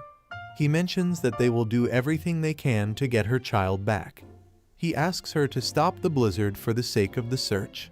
She mentions that it is true that she caused this result, but she did not mean to harm the townspeople who serve her with this fine beverage. But she just cannot control her power. She just gets so angry when she thinks of the people who kidnapped her daughter. This causes the storm to increase. Grail wonders if this means that this blizzard will never stop unless the spirit's child returns. Kix calls out to him and tells him that if they do not do something, they will be in trouble too. Grail is aware that they have to go back to the form. But first, he calls out the snow spirit. He asks her to tell him about her child. Without that information, there is no way they can find her. About the gender as well as to know what she looks like. The spirit questions tell him. She also asks why does she smell her child on him. She begins to get angry as she yells at him and questions where did he take her child. Meanwhile, in the fort, she knows that her voice cannot reach her as with the wind howling like this. She is aware that her mother is angry and it is because of her. She would be away from home for a month and she was supposed to be a good girl and stay at home, and now she is gone. Of course she's angry. She also thinks that mother would think she's playing around. She was the cause of the blizzard, so she definitely had to go. She wonders if the one-eyed knight and the chief are all right. She cannot stop running around because of anxiety. Tina tells her to not worry and mentions both the commander and the chief are capable of making decisions. If they sense any danger, they will be right back. Milfiria has been feeling restless all this time, and she's afraid something bad is going to happen. She wonders what would happen if the one-eyed knight made it to the altar and met her mother. She thinks if her mother is taking it out on him. She thinks that she has to get to Grail. Tina asks her that she loves the commander, does not she? Tina tells her that if she is so worried, then they can wait for him at the door. She picks Milfiria up before they're told if they are going to wait at the door, then they should not as the storm is getting worse. They mentioned it is a snowstorm, and if they stay outside they will freeze before they know it. And maybe they should go pick up the other. Questioning if they're sure they want her to wait here. She thinks that in her previous life she was just a human, but in this life she is a spirit and she has to protect everyone. She knows that she wants to go to Grail. She knows she has gotten a lot of help, and now it is her turn. Tina notices something on her, questioning what is it before she realizes it is a little snowstorm. Milfiria begins to float in the air as everyone becomes worried. She has no idea what is happening. As she disappears, she wonders if she died. Her body turned into snow and disappeared. She thinks if this is how spirits die. She then sees something. While playing little snowflakes and her paws touching something, she finds it fresh and realizes it is her favorite soft fluffy snow. She wonders if she is alive as she notices Grail. She becomes really happy that he is okay. Her mother notices her and calls out to her as Grail turns to look at her. Mother is astonished as she stares at her. Milfiria looks at Grail and wonders if they were about to face each other. He asks her how did she get here. Even the knights are shocked to find her. She thinks perhaps she disappeared and moved when Mother went to King's Landing. She is aware that she was just thinking about Grail, but she is so glad that everyone is safe. My mother calls out her name and gives her a hug, being really glad that she's safe, and mentions she has no idea how worried she was. Milfira knows that she must apologize to her mother first. She is sorry for bullying her, and that she will not leave the house again without permission, so her mother should not cry. She licks off her mother's tears. Her mother tells her that she's so glad. The knights are unable to process the situation as they wonder if Milfiria happens to be the spirit's child. Her mother asks her that she got her with her power, did not she, and tells her that she did well, stating that she made it back to her mother herself. The spirit's attention then turns towards Grail as she becomes really angry and calls out to him, stating that she's now aware he was the one who had kidnapped her daughter. Milfiria is dumbfounded as she thinks about kidnapping her. She calls out to her mother as she questions what is going on, stating that she thought her mother was angry with her for leaving without permission.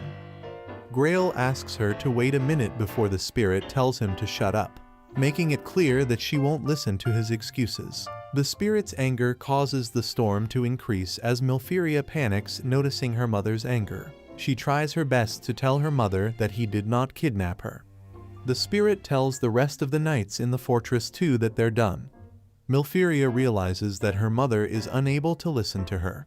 The storm begins to cause them serious issue as Milfiria becomes aware that the amount of powerful power that her mother is using will cause all of them to freeze in an instant. She tries to tell her mother that she's her favorite mother. She loves Grail so much as she tries to stop, but Grail and the spirit gives each other deadly glares. Milfiria shouts stop as everyone's attention turns towards her. The spirit with a confused look asks her if it was her. Milfiria looks both ways as she thinks that it sounded like a child just now. She thinks if it was really her. She cannot believe if it was really her. She mutters her words and she speaks.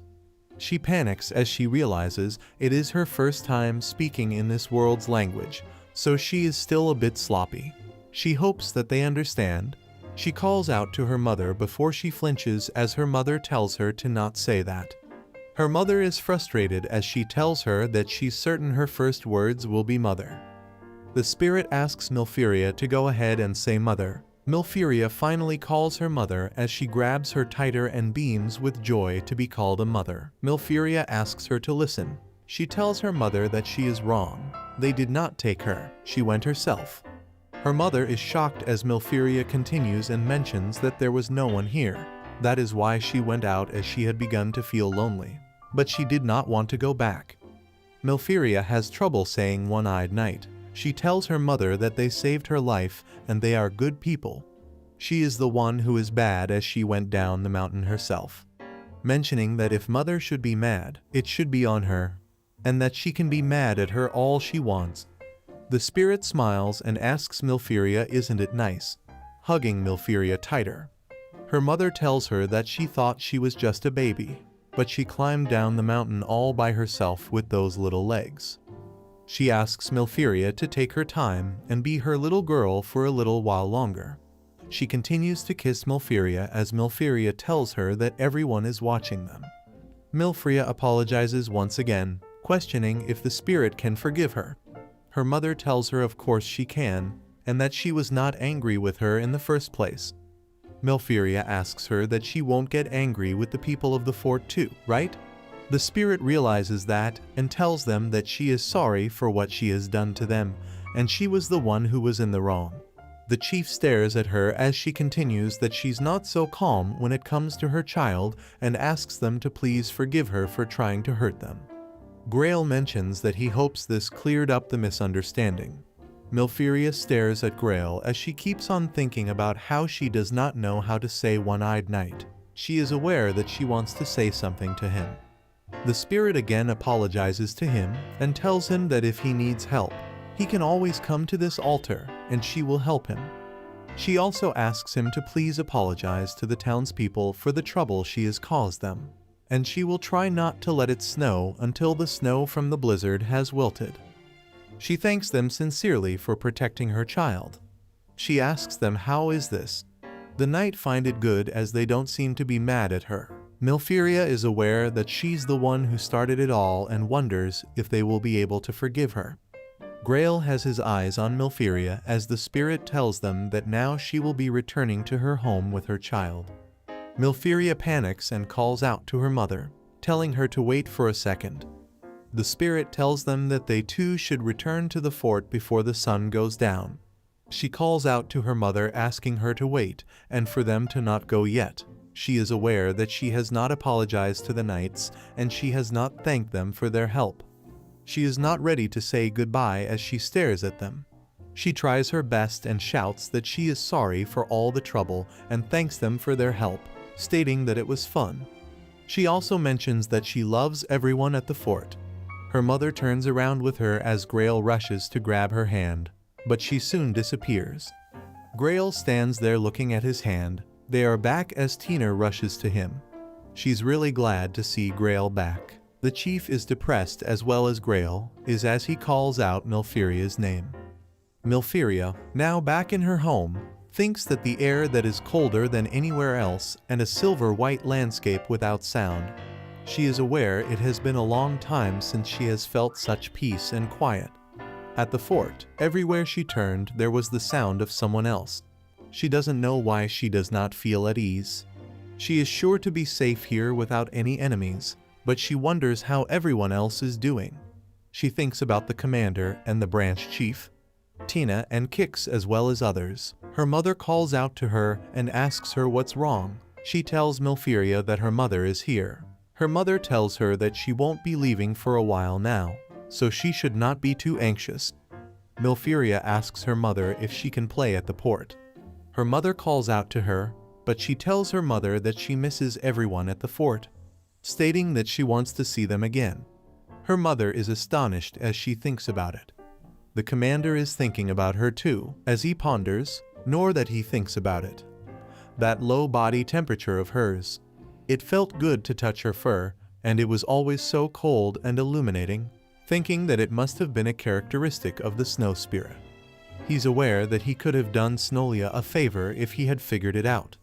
As she said, she would help him if he needed anything. He ponders that there is nothing more reassuring than having the spirit of snow on their side, and he is glad to hear it. But his attention turns towards the knights who are depressed. They know that the only thing that is left to heal them is the hot springs. They miss stroking that fur, and it was their comfort.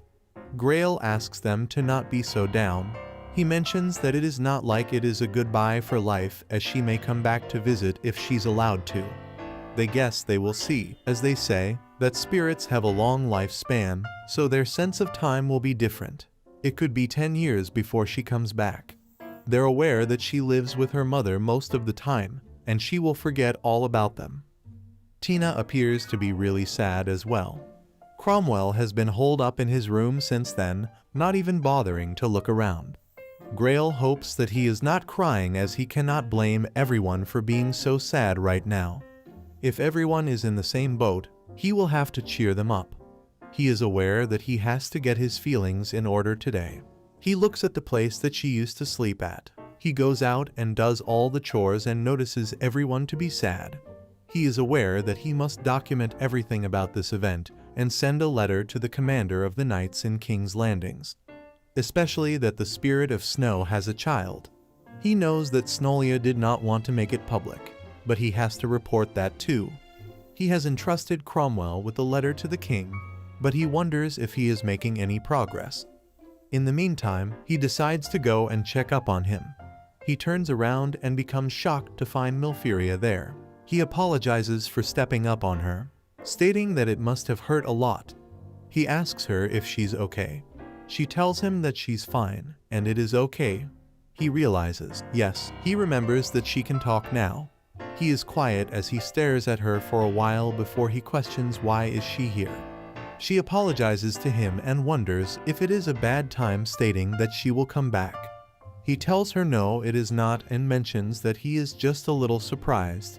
He tells her it is nice to see her again. He questions how did she get here. She tells him that she used something called teleportation. That is the same thing that she used yesterday. She does seem she can come all the way from the top of the mountain in just a few moments. He finds that very amazing as he pats her. He asks her what about Snowly, if her mother allowed her to come here. She tells him that she told her, and then she said it was okay just for a little bit. So she will come back for a little while every day. She successfully calls him One-Eyed Knight. She smiles and mentions Show. He asks her is that what she has been calling him.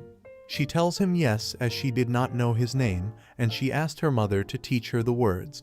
He picks her up as he tells her, if that is the case, then they should tell others that she has come to visit. And they should do something about this atmosphere that has been around since she left, as he's basically asking her to save the branch chief's life. She wonders what is the matter. He tells her that she will understand when they get there. She questions if he means to get there like this. He tells her if she had been a wild fox, he would have returned her to the wild eventually, and he also would not have picked her up, so she would not be dependent on humans. But now he knows it is not one of those. He laughs as she questions. Why is he laughing? Tina and Kix appears to thank him for the hard work as they notice Milfiria. They are shocked to see her. She notices that everyone is smiling. She wonders if the thought she would not come back after yesterday. She is happy to see all of them again here in this fort. When she goes back, she will thank her mother once more for her forgiveness. The chief begins to cry as he looks at her. He tells her he's not crying and he's fine. She's aware that it is not okay. He apologizes to her, mentioning that he lost it. He tells her that he just wanted to tell her something. He states that they have to tell His Majesty the King about this blizzard and about the snow spirit Snowlia. He tells her that her mother said she has not told anyone about her, and he thought it would be best to let her know in advance that they will, and ask her if she could tell her mother for them. She mentions that all right, she can do that. He begins to cry again and hugs her tightly. He tells her to just let him do that for a while. She wishes for him to not cry. She is back home as her mother welcomes her back. She tells Mom about the things that the chief asked her to. Her mother responds that she doesn't mind it if they let her know, but it would be troublesome to have the other side prying into their affairs. She mentions if that is the case, then she guesses they will have to go there. She asks her mom if she's going to King's Landing. Her mother tells her this time she will take Milfiria with her. She is surprised as she thinks that she is going to meet the king. They can decide to go before she asks her mother to hold on. She mentions that all the knights were petting her and her fur, so she will have to get a little better groomed before she goes. In the King's Landing, her mother tells them that if anything happens to this girl, she has no idea what she might do. Even she knows what she is doing, so she would like to tell the humans to listen to her carefully. Milfiria is shocked, trying to tell her mother that she is talking to the king. She is so nervous, but she is even more nervous because her mother is talking to the king in a commanding tone. The king finds her so cute. They find just looking at her very soothing. They are sure that she is very comfortable to pet. Milfiria stares at them and wonders if they're angry. She's sorry that she is just really nervous. They think that they seem to have been born in a very good time, because it is not often that one gets to see a spirit at an early age. They talk about two of them. The king mentions she's a child of snow and fire. Milfiria is confused as she wonders child of fire. Lara's eyes widen as a revelation washes over her, the realization that the spirit of fire also has a child. She processes this new information with a thoughtful gaze, noting that she sees how it all fits together now, concluding that there must be other spirits as well. Beside her, the small white spirit, Snolia, watches curiously as Elara echoes the thought aloud, questioning if there truly is a child of fire. Elara leans in closer, her expression softening into a warm, affectionate smile as she looks at the fluffy white creature. Her surprise shifts into genuine delight as she marvels at the fact that it can talk, complimenting the spirit by telling it that it has a lovely voice. Baron Valtier gazes out toward a distant horizon where palm trees sway against a desert backdrop, his profile etched with a calm authority. He turns his attention back to the conversation, asking if Snolia hasn't told them yet. He explains the lore of the land, stating that there is a fire spirit to the south of this country who has children of his own, while Snolia sits quietly by, its tiny form twitching with bashful energy. The small, snowy creature known as Snolia tilts its head in confusion, the name of this mysterious stranger echoing in its mind like a forgotten melody. A flicker of realization crosses its wide, innocent eyes as it ponders the fact that this man is nearly the same age as itself, a detail that feels strangely significant. Nearby, Baron Valtier rests comfortably, a serene and paternal smile softening his aged features. He speaks with a calm, melodic tone, clarifying that the person in question would be approximately 6 months older than Mulfiria, grounding the conversation in a historical timeline of their lineage. But the lighthearted mood vanishes in an instant, replaced by a suffocating wave of irritation that emanates from Elara. Her face contorts, her brow knitting together in a fierce, scowling grimace that sends a literal chill through the air. A dark jagged aura seems to pulse around her, causing Snolia to flinch back in alarm at the sudden shift in temperament. Finally, Elara shuts her eyes tight, forcing out a sharp, weary exhale as if trying to blow away the very memory of the conversation. Her voice is a flat, icy command, leaving no room for argument as she declares that they are to speak no more of the matter.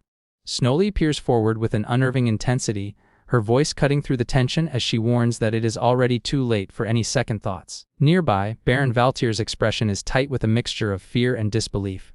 He looks toward his companions, his voice heavy with the terrifying possibility of their enemy's arrival, wondering aloud what will happen if he actually shows up. Elara, her eyes fixated on the space ahead, whispers a grim confirmation that the stories they heard weren't merely rumors, but a reality they are now forced to face. Without warning, the silence is shattered by a violent surge of energy. A spectral, fiery hand erupts from the very fabric of the room, clawing its way into existence with a series of sharp, crackling bursts. Elara and Snolia can only stand in stunned silence as the wall before them warps under the intense heat of a presence that has finally bridged the gap into their world. A sudden surge of overwhelming heat floods the chamber as a tall, imposing figure manifests with effortless confidence. Shirtless and displaying a lean, powerful physique, the man known as Ignis stands with a relaxed smirk, his skin adorned with swirling, tribal tattoos that seem to pulse with an inner flame. His dark, unruly hair frames eyes that sparkle with a mischievous yet ancient intensity as he strikes a pose that radiates raw authority. Behind him, the witnesses are frozen in a spectrum of disbelief. Elara's expression is one of sharp, guarded calculation, her brow furrowed as she evaluates the sudden appearance of this legendary entity.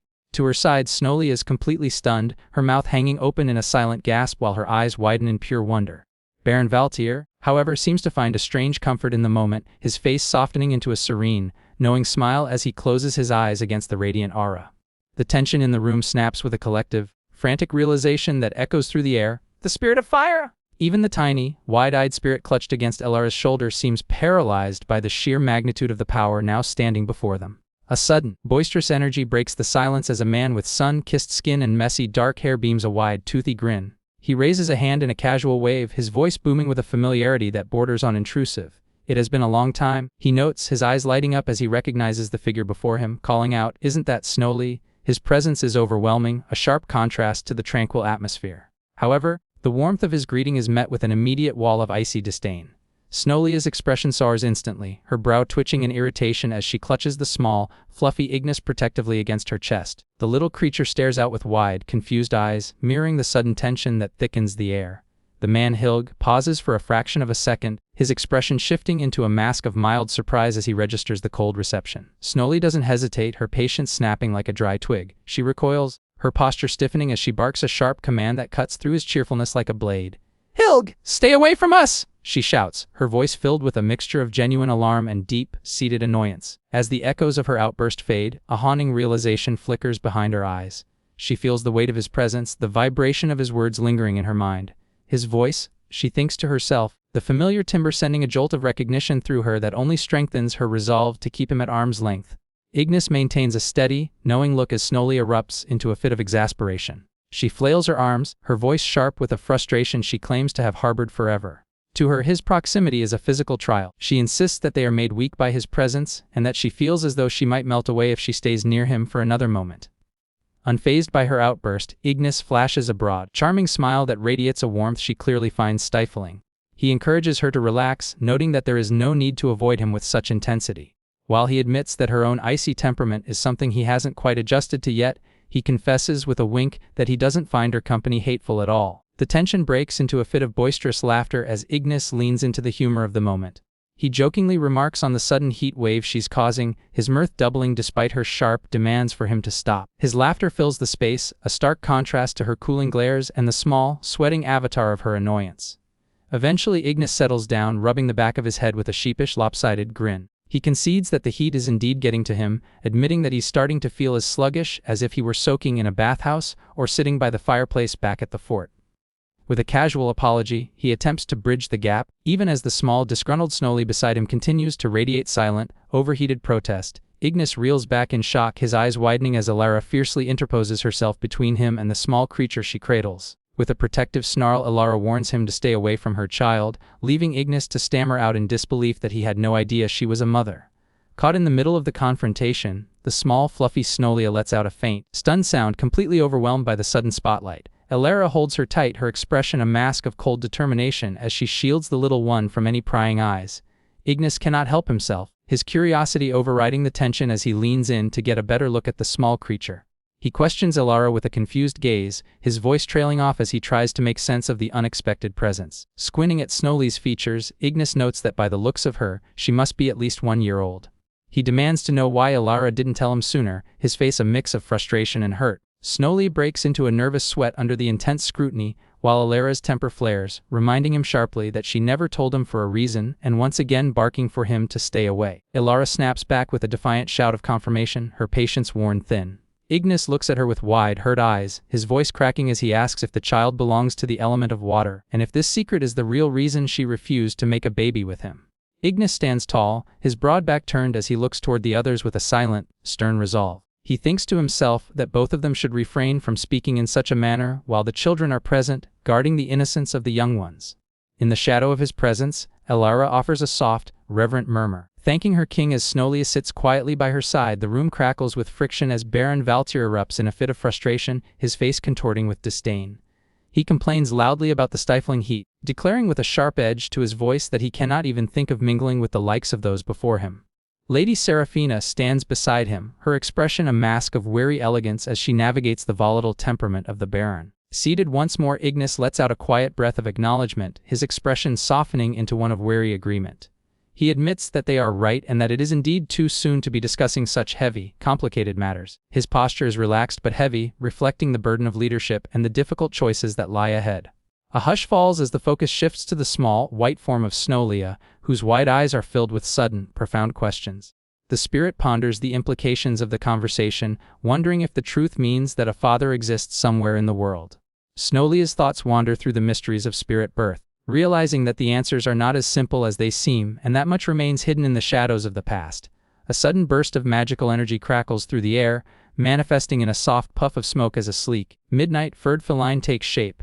This is Ignis in his compact form, his tail flickering with ethereal flames that cast a warm, rhythmic glow against the distinctive leopard like spots marking his back. He stands with a regal poise, his amber eyes narrowed in a sharp, calculating gaze that belies his small stature. Nearby, Hilg watches the spectacle with a calm curiosity, his expression relaxed as he observes the creature's sudden appearance. In the background, Lady Seraphina is struck with silent amazement, her hands clasped nervously as she peers over at the mystical transformation. At the newcomer's feet, Snowly is utterly captivated, her large, round eyes shimmering with pure adoration as she tilts her head back. She lets out a long, breathless cry of wonder, "Oh, oh, oh!" her mouth hanging open in complete awe. To the fluffy, white spirit, the fairy guardian isn't a threat at all, but something precious, as she can't help but think to herself how incredibly cute he is. Ignis leans forward with a warm, disarming smile that radiates an effortless charm. His bare chest and arms are marked by intricate, charcoal-colored flame patterns, and a heavy mala of polished beads hangs around his neck. He looks toward the small, fluffy companion and offers a gentle compliment, noting that she is quite pretty as well. The words hit their mark with precision. Snowlia feels her heart skip a beat, her tiny form trembling as a heavy blush washes over her. completely captivated by the charismatic man. The atmosphere shifts to a more analytical tension as the focus turns to the small, dark creature nearby. Its fur is a deep, velvety black, but it is the striking flame red eyes that command attention, glowing with an otherworldly intensity. Faint, leopard-like rosettes are visible on its hindquarters, leading to a silent question with those specific eyes and that distinct pattern. Could the fabled child of the fire spirit truly take the form of a black panther? The tiny creature stands still, its presence surprisingly weighty despite its size. Chaos suddenly erupts as a white blur streaks across the air. Elora's face contorts into a mask of pure shock, her mouth falling open as she watches her companion bolt. She reaches out frantically, her voice sharp with desperation as she calls out for Malfiria to stop. The sudden dash leaves the scene in disarray, the girl's fur-lined collar fluttering as she desperately tries to keep track of the runaway spirit. The sleek, obsidian form of the young panther Ignis looms over Snolia, the small white fox tilting its head with innocent, fluffy curiosity as they meet in the quiet room. Observing this unlikely pair from a short distance, Hilg carries a gentle, indulgent smile, noting that it is a wonderful thing for a child to have friends. Beside him, Malfiria watches with a serene expression, her voice soft as she agrees that the sight is truly pleasant.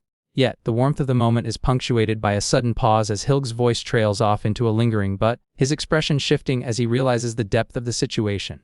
In the quiet of his own mind, Ignis reflects on the absurdity of the scene, envisioning a miniature, rounded version of himself standing alongside a puffball like Snolia. He admits to himself that if he were an outsider witnessing a baby fox trying to interact with a baby panther, he would be just as compelled to stop and observe the rare, heartwarming display. However, the weight of the spectator's gaze quickly becomes overwhelming as Hilg is joined by Lady Seraphina and Baron Valtier, their eyes sparkling with an intense, collective adoration. Ignis feels a shiver of self-consciousness as he notes the way everyone is looking at him, realizing there is something undeniably distracting about their focused attention. A gaze filled with a mix of awe and endearment that makes even a fierce predator feel vulnerable. Hilg stands before the small, dark creature, a surprised realization washing over him as he feels the intense heat radiating from its form. He notes that as expected, it is a little hot when one gets close to such a potent fire spirit. The creature, Ignis, remains low to the ground, its tail tipped with a dancing flame that flickers against the air. Hilg's gaze shifts to the fluffy white companion nearby, Snolia, as he wonders silently if the fire spirit is on high alert. To ease the tension, he softly reassures them both, promising that he is not hostile. Ignis responds with a low rhythmic vibration, a series of rumbles that vibrate through its small chest as it paces cautiously. Snolia watches the interaction with wide, innocent eyes, the two spirits finally facing one another in a moment of quiet, watchful curiosity. Ignis stands with a commanding presence, his intricate tattoos winding across his bare chest like living shadows as he looks down at Kylan, the small gray creature in his grasp. With a bluntness that leaves no room for argument, he informs Kylan that he is a boy, before delivering a sharp lesson on manners. It is simply not polite to be rude to one's little sister. Standing just a few paces away, Snolia is struck by the sudden clarity of the situation. Her eyes widen as she repeats the revelation in her mind. Kylan is a boy. But more than that, the weight of Ignis's words settles in her heart. He had called her sister, cementing her place in this strange new family dynamic. The air grows heavy with Ignis's cool authority as he continues to lay down the law. He stares at Kylan with a piercing, dismissive gaze, stating flatly that threats are nothing more than a refuge for the weak. A hint of nonchalance colors his tone as he adds that while he would have preferred a sister, he will settle for the boy before him. This casual dismissal ignites a fire within Snolia. No longer willing to be looked down upon, she bristles with indignation, her small form radiating a fierce pride as she bellows her defiance, declaring to the world that she is not weak. Ignis, the small but fierce familiar, squares off against the fluffy Snolia, his body tensed in a predatory crouch. With a sudden sharp flick, his tail lashes through the air, the tip wreathed in a persistent, glowing flame that crackles with magical energy. He narrows his eyes, projecting a sense of simmering feline annoyance that fills the space between them. Unable to contain his irritation any longer, Ignis snaps his mouth open and lets out a sharp, commanding cry. "You!" he shouts, his voice echoing with a mix of demand and frustration. His sharp features are twisted into a mask of pure indignation, clearly trying to provoke a reaction from the stoic creature facing him. Yet, Snolia is far from intimidated. Instead, she is completely transfixed by the mesmerizing spectacle behind him. Her gaze is locked onto his wagging tail, marveling at the fact that he's wagging his tail. She thinks to herself that the fire won't go out even if he shakes it, finding the display utterly amazing as she watches the flickering embers dance in the air with wide, innocent eyes. Snolia watches the small, dark-furred spirit with a calm, analytical gaze, her internal monologue drifting away from the typical measures of power. To her, Ignis isn't a figure of strength or weakness, she simply finds him adorable. Ignis bristles with a defiant energy, his small form standing tall despite the presence of the larger, ethereal creature. He shouts with a mixture of bravado and insecurity, declaring loudly that he is not afraid of her. Ignis remains on high alert, his ears flickering like dark flames as he stares down his companion. Snolia, however, is far from intimidated, her mind captivated by the finer details of his appearance. She finds herself fixated on his tiny limbs, marveling especially at those little paws. A spark of curiosity ignites within her as she wonders if his paws are black as well, her thoughts consumed by a gentle, playful desire to see them for herself. Ignis, the obsidian-furred beast with faint leopard markings, lowers his body into a focused, predatory crouch. His eyes narrow with a sharp, competitive glint as he prepares to showcase his skills, mentally urging those around him to watch closely. With a youthful sense of pride, he declares his own excellence, ready to prove his worth. In the quiet observation of the moment, there is a sense of relief that since he is still just a child, the heat radiating from his flame-tipped tail is not nearly as intense as it could be. Suddenly, the tension breaks as Ignis launches himself forward with a powerful pounce, his dark form streaking across the floor like a shadow in flight. Snolia, the tiny and fluffy white fox, stands frozen as the larger spirit hurtles toward her with alarming speed. Her eyes widen in pure terror at the sudden assault, and a sharp, high-pitched cry of eek escapes her as she cowers beneath the impending impact of the playful but overwhelming charge. A wave of sudden, visceral panic breaks the stillness of the room, sending a jolt of electricity through the air as the situation spirals out of control. Hilg, his face contorted with desperation and sweat beading on his brow, lunges into the fray with a roar that rattles the chamber, bellowing Kugel as his hand snatches toward the small, dark creature. Beside him, Lady Seraphina's regal composure shatters instantly, her eyes widen in a mirrored terror, her voice piercing the cacophony as she screams Malfiria for her beloved companion. The white familiar lets out a startled, melodic cown chirp as it is gathered up in the frenzy. In an instant, the chaos subsides into a tense, heavy silence as the two masters retreat, each cradling their familiars protectively against their chests. Hilg breathes heavily, his jaw set in a hard, defensive line while his gaze darts toward the source of the commotion. Lady Seraphina pulls her fox-like spirit into the warmth of her fur collar, her expression hardening with an icy resolve that wards off any further approach. In the wake of the outburst, Baron Valtier and young Alara remain rooted to the spot in the background, their expressions a mix of sheer disbelief and growing concern as they struggle to process the sudden, violent display of protective instinct. Alara's voice rings out with sharp authority as she lashes out at the young man before her, her eyes narrowed in frustration and her mouth open in a heated shout. She declares firmly that a spirit does not try to show off their power, her indignation clear as she stands with Snolia perched on her shoulder. Not letting him off the hook, she continues her verbal assault, questioning who he thinks he is to speak such words. With a sneer, she calls him out as nothing more than a fighter and a sore loser. Across from her, Ignis roars back in a fit of rage, his pride wounded as he shouts at the foolish boy who has provoked this confrontation. He grips his spirit companion tightly, the air thick with the residue of their clash. The fire of the moment cools into a tense, heavy silence as the scene shifts. Ignis stands tall, his expression hardening into one of cold indifference as he looks away from his accuser. His voice drops to a low, haughty tone as he announces that he will not lay a hand on the weak, dismissing his opponents as beneath his notice. His small spirit mirrors his stoicism, its large eyes staring blankly ahead as it rests in his arms. Alara, observing his arrogance with a sharp, knowing gaze, doesn't back down. She offers a biting final remark, telling him with a subtle smirk that his son must look a lot like him, a comment dripping with irony that hangs in the air between them. Ignis grips the squirming bundle of chaos that is Kugel, his expression a mask of parental exhaustion and firm resolve. The small, dark-furred creature wiggles frantically in his arms, driven by an insatiable curiosity that Ignis knows all too well will lead to trouble. "Father, put me down?" Kugel pleads, his eyes fixed on some distant scent that has captured his primal attention. "I smelled something good. I want to smell it again." The refusal is instant and absolute as Ignis bellows a sharp no, his grip tightening to prevent the tiny beast from launching itself into whatever mischief it has sensed. Across from them, Lady Seraphina observes the chaotic scene with a look of profound skepticism, her eyes narrowing as she clutches the pristine, white Malfiria protectively to her chest. She makes her boundaries known with a cold, firm declaration that leaves no room for negotiation. "I'll be friends with Kugel when he's a little older and more mentally stable," she remarks, her voice laced with a mother's defensive instinct and a touch of aristocratic disdain for the unruly pup. The confrontation reaches a boiling point as Seraphina's patience finally snaps, her face contorting in a protective rage. She screams, pointing an accusatory finger at the flustered Ignis. Caught between his headstrong ward and the lady's wrath, Ignis tries to find a diplomatic middle ground. He reasons that once the children have matured, he'd be open to another meeting, acknowledging that there simply are no other companions quite like them in the world. With a nervous sweat breaking on his brow and a heavy sigh, he quietly suggests that perhaps the best course of action is to focus on disciplining the kids so they can finally learn to be kind to one another.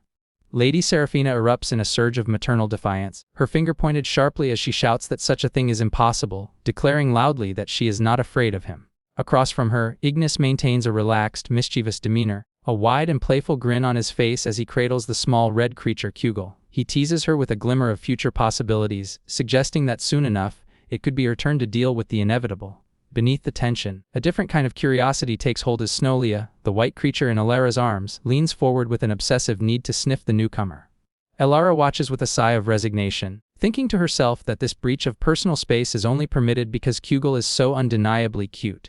Ignis, however, feels a bead of nervous sweat form as he looks down, his mind racing with the awkwardness of their potential future. He wonders if it is far too early to be discussing them as lovers or a couple, a heavy sense of relief washing over him that Lady Seraphina so vehemently disagrees. The thought that he nearly had a violent fiancée at the age of 1 is a bullet he is more than happy to dodge. Meanwhile, Elara has reached her limit, her face contorted into a comical mask of seething rage as she fumes silently, her small frame vibrating with indignation while Snolia remains blissfully indifferent in her arms.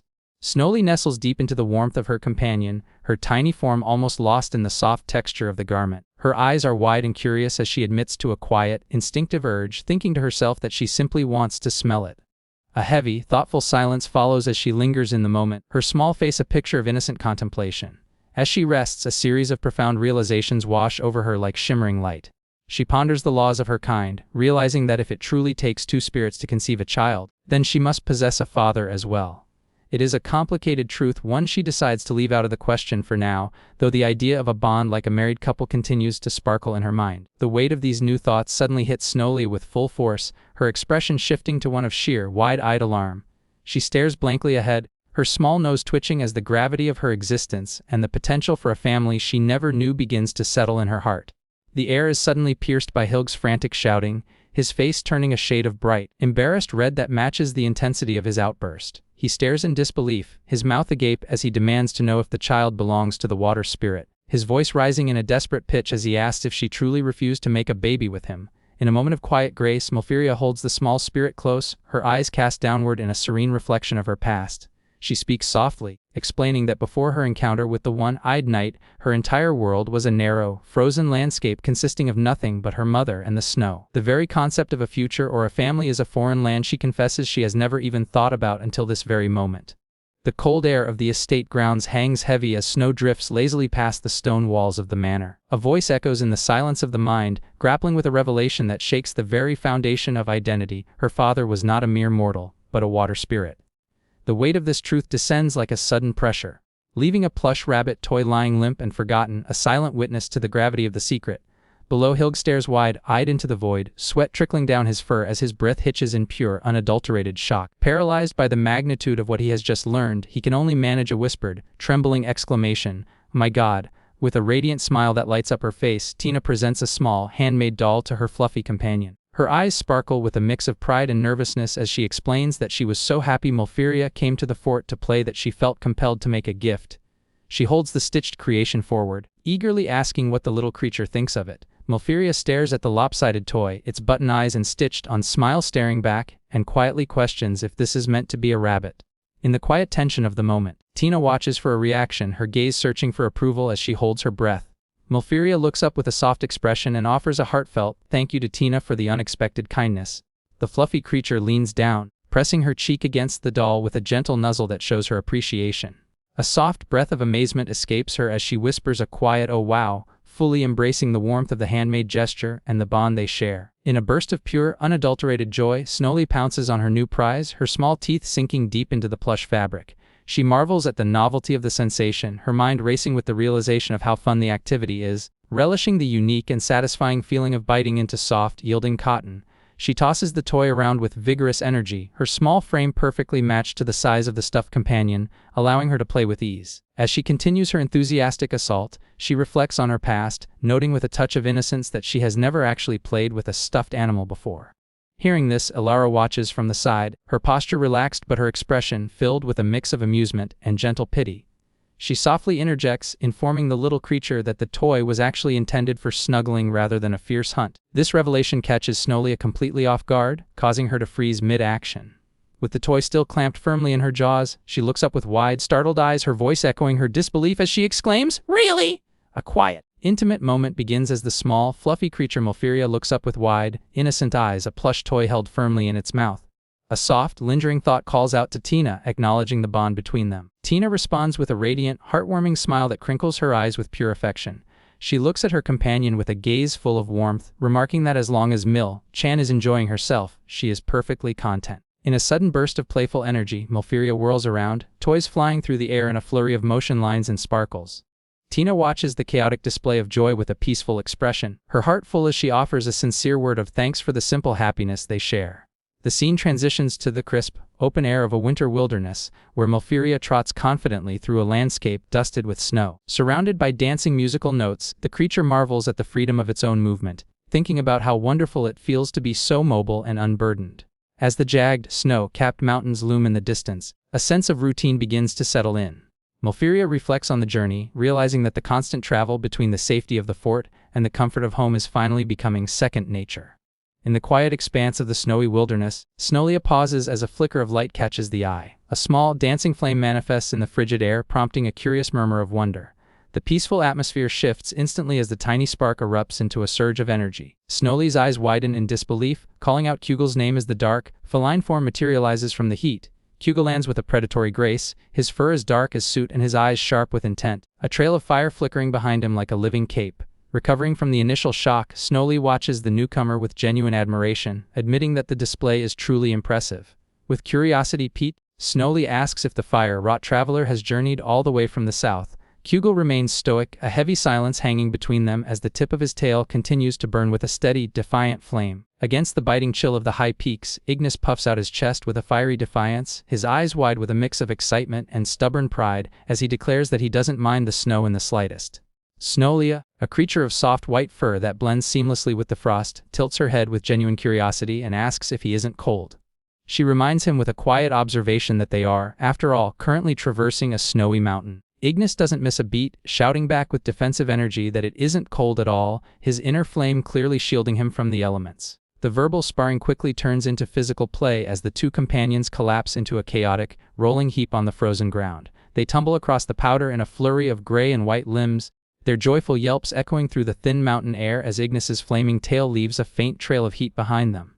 After the spirited scramble, Snolia ends up sprawled flat against the chilling surface, her wide eyes staring up blankly as she catches her breath, the serene silence of the snowy landscape returning as they rest in the white expanse. The heavy silence of the room is punctuated only by the sight of a plush bunny lying decapitated on the floor, its white cotton stuffing spilling out like a silent tragedy. A sense of impending doom hangs over the scene as Hilg stares down at the wreckage, his face drained of color and glistening with a cold sweat. He mutters a dire realization to himself, fearing that he is truly done for after his unintentional display of force. The weight of his guilt is palpable as he admits that he simply played too rough, never intending to break the precious object with his overwhelming strength. Nearby, Snolia looks on with wide, anxious eyes, letting out a sharp breath of disbelief at the knight's clumsy power. From the periphery, Ilara watches the unfolding disaster, her silent presence adding to the crushing pressure of the moment as Hill grapples with the consequences of his actions. Tina radiates warmth as she closes her eyes and beams a comforting smile toward her small companion, dismissing any worry with a cheerful exclamation. She reassures the little creature that everything is perfectly fine, telling it that she had a wonderful time playing together. However, the atmosphere carries a hint of regret as the scene shifts to Tina holding the broken remains of a delicate craft. The small, fluffy creature looks up at her with wide, sorrowful eyes, softly apologizing and whispering her name as it realizes the toy is ruined. Undeterred by the loss, Tina turns back to the creature with a bright and determined look in her eyes, promising that she will simply make a brand new one. She adds with a playful wink that she will make sure the next version is much sturdier to survive their antics. Her profile shines with pure kindness as she looks down at the little white fox, her smile never wavering. Watching the exchange from the side, Kugel observes with a small, knowing smirk, his scared face softening as he remarks that things have turned out well for the little one. The creature, moved by Tina's boundless generosity, can only murmur her name again in a voice filled with quiet gratitude. Hilg leans in with a focused gaze, asking Snolia if she has heard of the water spirit. The small, fluffy creature looks up with an air of realization, acknowledging that she does indeed know of it. Hilg nods solemnly, confirming the weight of the topic they have broached. Snolia tilts her head, her curiosity piqued as she asks if the distance to find the spirit is great. Hilg rests his chin in his hand, a contemplative shadow crossing his face as he considers the legends. He notes that while he has heard the spirit dwells in the southern territories, the king's involvement makes any journey to find him a delicate and uncertain matter. Seeing a spark of interest in Snowlia, Hilg asks if she truly desires to seek out the water spirit. He confesses that while he lacks an exact location, he is certain the spirit resides somewhere nearby. With a supportive look, he tells her that if she truly wishes to embark on this journey, he will respect her choice and allow her to go. A heavy sense of curiosity hangs in the air as Baron Valtier narrows his gaze, his brow furrowing in silent confusion as he tries to process the unfolding mystery. Beside him, the small, snowy creature known as Snowly absorbs the weight of the situation, a soft realization dawning upon him as he mutters that he finally understands. The moment is thick with unspoken questions as the knight stares at the fluff ball, wondering what revelation has just occurred. Under the vast starlit expanse of the mountain peaks, Snowlia stands resolute, a single bead of sweat glistening on his forehead as he weighs the gravity of his next step. Looking toward the horizon where his kin reside, a surge of determination washes over him despite his small stature. No longer content with half answers or uncertainty, he resolves with a firm declaration that he will have to ask Mother directly, ready to confront the source of his lineage's secrets once and for all. In the cold, crystalline silence of their sanctuary, a single sharp eye narrows, weighing the gravity of a long-buried secret. The majestic Snowly gazes forward with a stoic and unwavering expression, her presence radiating a quiet authority. Beside her, the small and inquisitive Hilg looks up, his voice barely a whisper as he addresses her simply as Mother. The air grows heavy with expectation as Hilg gathers his courage to ask the question that has burned in his mind. What do you know about my father? Snowly's gaze remains fixed, her tone level yet carries the weight of a harsh reality as she reminds him that he has only ever known one parent and possesses no father. A small, uncertain bit escapes Hilg, his ears drooping as he tries to find the words to challenge her definitive stance. Snowlia closes her eyes for a moment, the atmosphere thickening as she reflects on the cryptic mentions of water spoken of by the fire spirit. A long silence follows, stretching the tension until it finally snaps with her soft, wary admission. You're right, she concedes, finally acknowledging the truth she had sought to shield him from. The air is thick with the scent of fresh frost and the hushed silence of a sacred den. Small and fluffy, Snowly looks up at her mother with wide, inquisitive eyes, her voice a mix of confusion and wonder as she asks if being a snow spirit means she is also half water spirit.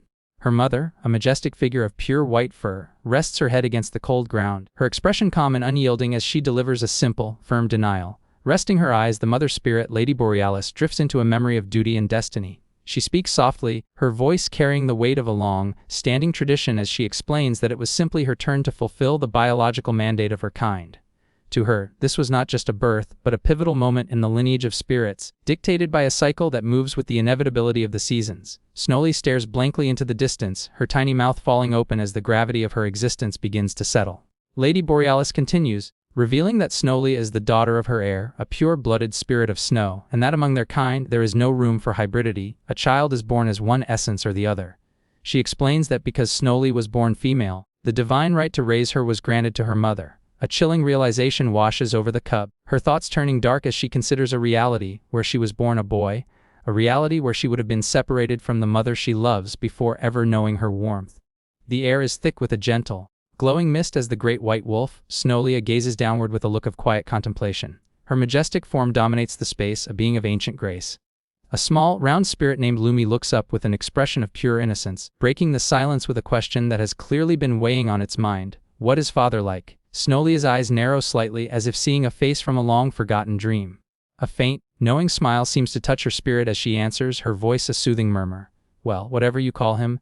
He's a slow, easygoing guy, she admits. She continues, her thoughts drifting to the balance they shared, noting that since he is of water, he is a natural and perfect match for her own snowy essence. Lumi blinks, its tiny mouth set in a line of mild confusion. While Snowlia speaks with such reverence, the description feels underwhelming to the little spirit.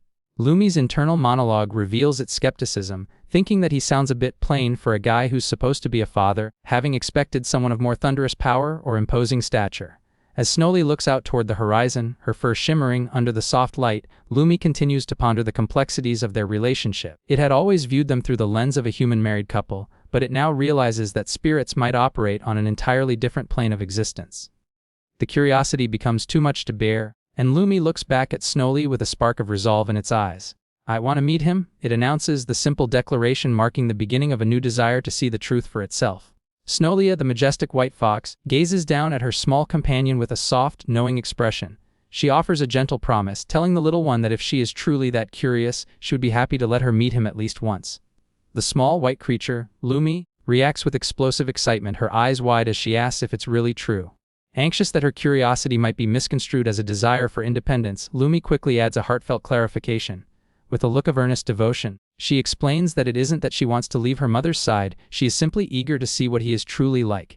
As the quiet of the night begins to take hold, Snowlia curls her massive, snowy body around Lumi, providing a warm and secure sanctuary. Her eyes drift shut in the peaceful atmosphere as she murmurs that it is time for sleep and they will continue their conversation tomorrow.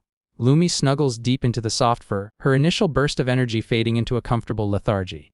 In the final moments before sleep claims her, a drowsy smile plays on Lumi's face.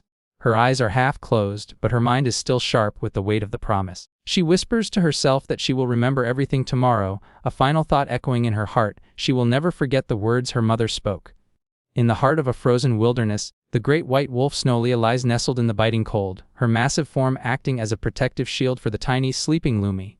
There is a profound stillness in her gaze, a mixture of ancient sorrow and a newfound, unwavering determination. As she stares into the distance, a solemn vow takes root in her heart, manifesting in whispered fragments of thought. She promises with a quiet intensity that she won't forget, letting the words hang in the air like a sacred oath that the winter winds cannot sweep away. The scene shifts to the sprawling expanse of the snowy mountains, where the horizon meets a pale, shimmering sky. Rows of dark, evergreen trees pierce through the thick blankets of white, standing as silent witnesses to the quiet drama unfolding in the peaks.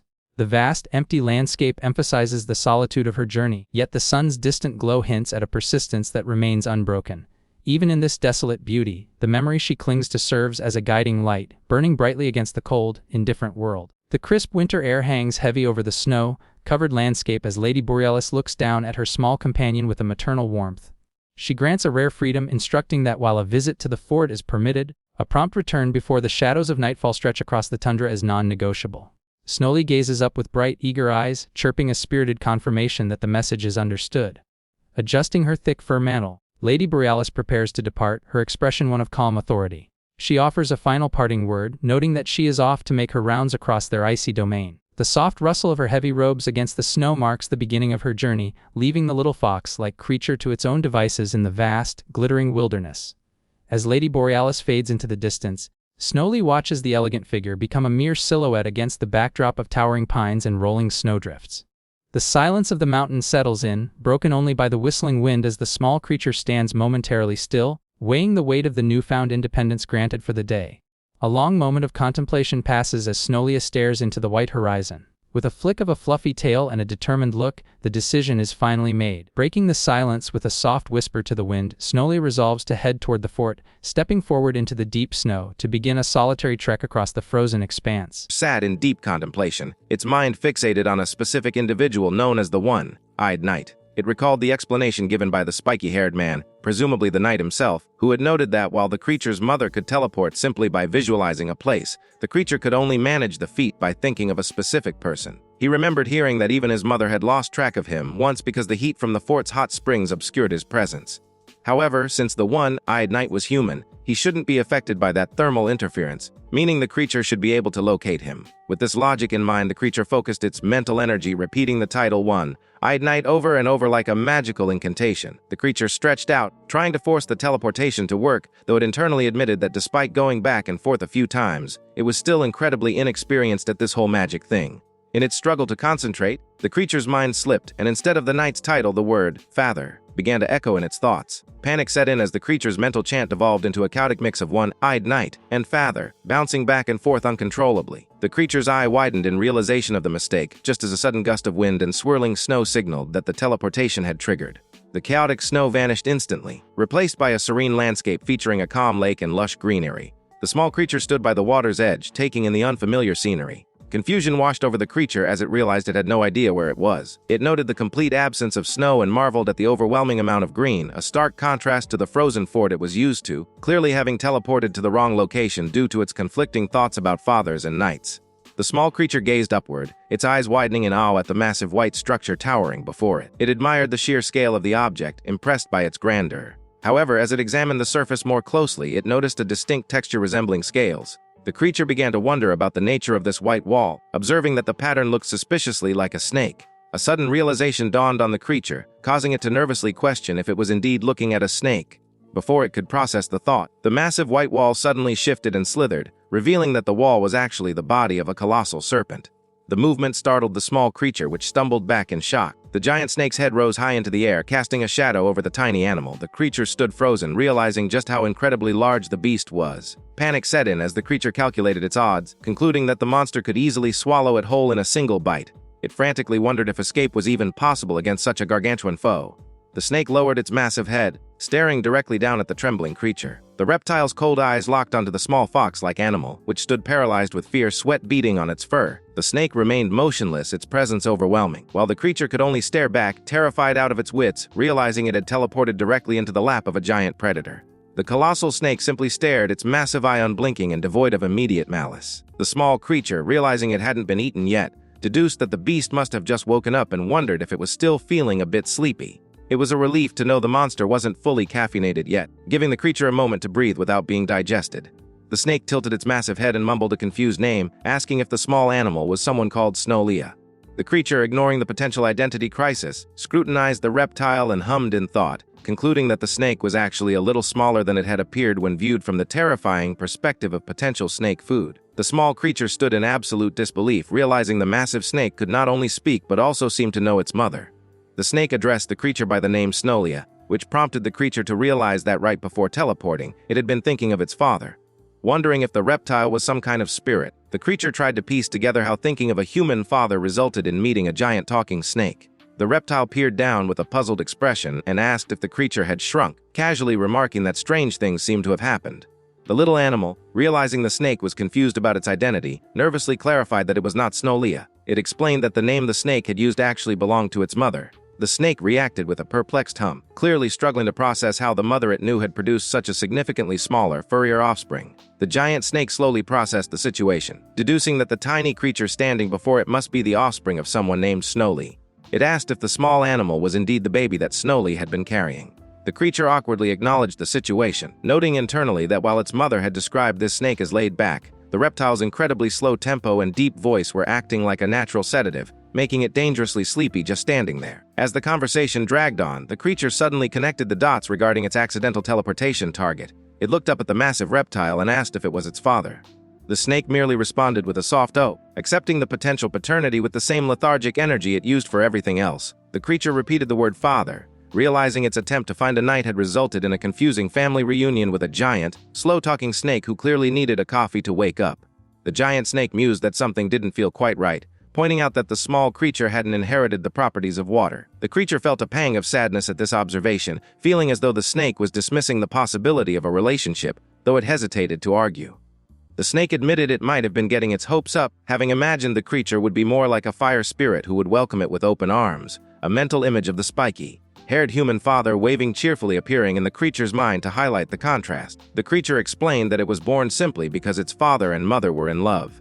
It then noted that it hadn't been born with hair, a detail that seemed to click for the reptile. The snake processed this information and finally connected the dots, realizing that despite the lack of water powers, the creature was indeed its offspring. It confirmed that the creature belonged to both Snowly and itself. The creature internally celebrated, making the snake tell the truth, hoping it hadn't been too annoying in the process, to which the snake quietly replied that it was glad the creature had asked. Satisfied with the revelation, the lethargic snake suggested that since the creature had come all this way, it might as well look around. However, the snake's eyes began to droop heavily, its speech slowing down even further. The creature, concerned by the sudden drowsiness, asked if everything was okay and wondered if its new father was about to go back to sleep, awkwardly testing out the title father for the first time. The massive snake confirmed the family connection but immediately demonstrated the exhausting nature of fatherhood by falling asleep mid-conversation. The small creature stood there for a moment, realizing its new dad was essentially a giant scaly beanbag chair. Since the parental figure was completely unavailable, the creature decided to take matters into its own paws and go exploring. It wandered over to the edge of the water, marveling at the sheer size of the lake and noting that it was much larger than the one back on its mountain. It observed that the water wasn't frozen and spotted fish swimming beneath the surface, which naturally caught its attention. As the creature approached the water, the snake, fighting to stay conscious, drowsily mumbled about the fish and slurred out a command for the creature to stay put and watch out, though it wasn't clear if it was warning about the fish or just trying to parent while half asleep. The creature paused and sat down for a moment, perhaps obeying the sleepy order, but its attention span was short. It soon spotted some birds and immediately forgot about the water, wandering off toward the feathered snacks instead. The snake, realizing its child was drifting away again, lazily told it to come back, proving that even giant serpents have trouble keeping a wandering toddler in line. The giant snake proving that parental duties apparently continue even during a coma. Like slumber mumbled a drowsy command for the creature to stay still. The small animal, caught mid-wiggle as if trying to sneak off for more adventures, paused and looked back with a blank expression, realizing the reptile was keeping a lazy, subconscious tab on it. Deciding that further exploration was too much work, the creature simply gave up and settled down, curling up comfortably right next to the massive, coiled body of its new father, effectively becoming a tiny, fluffy paperweight for the sleeping serpent. The small creature realized its initial assessment was wrong. The snake was far from laid back. It noted a strict boundary: if it ventured more than 8 meters away, it would be immediately summoned back.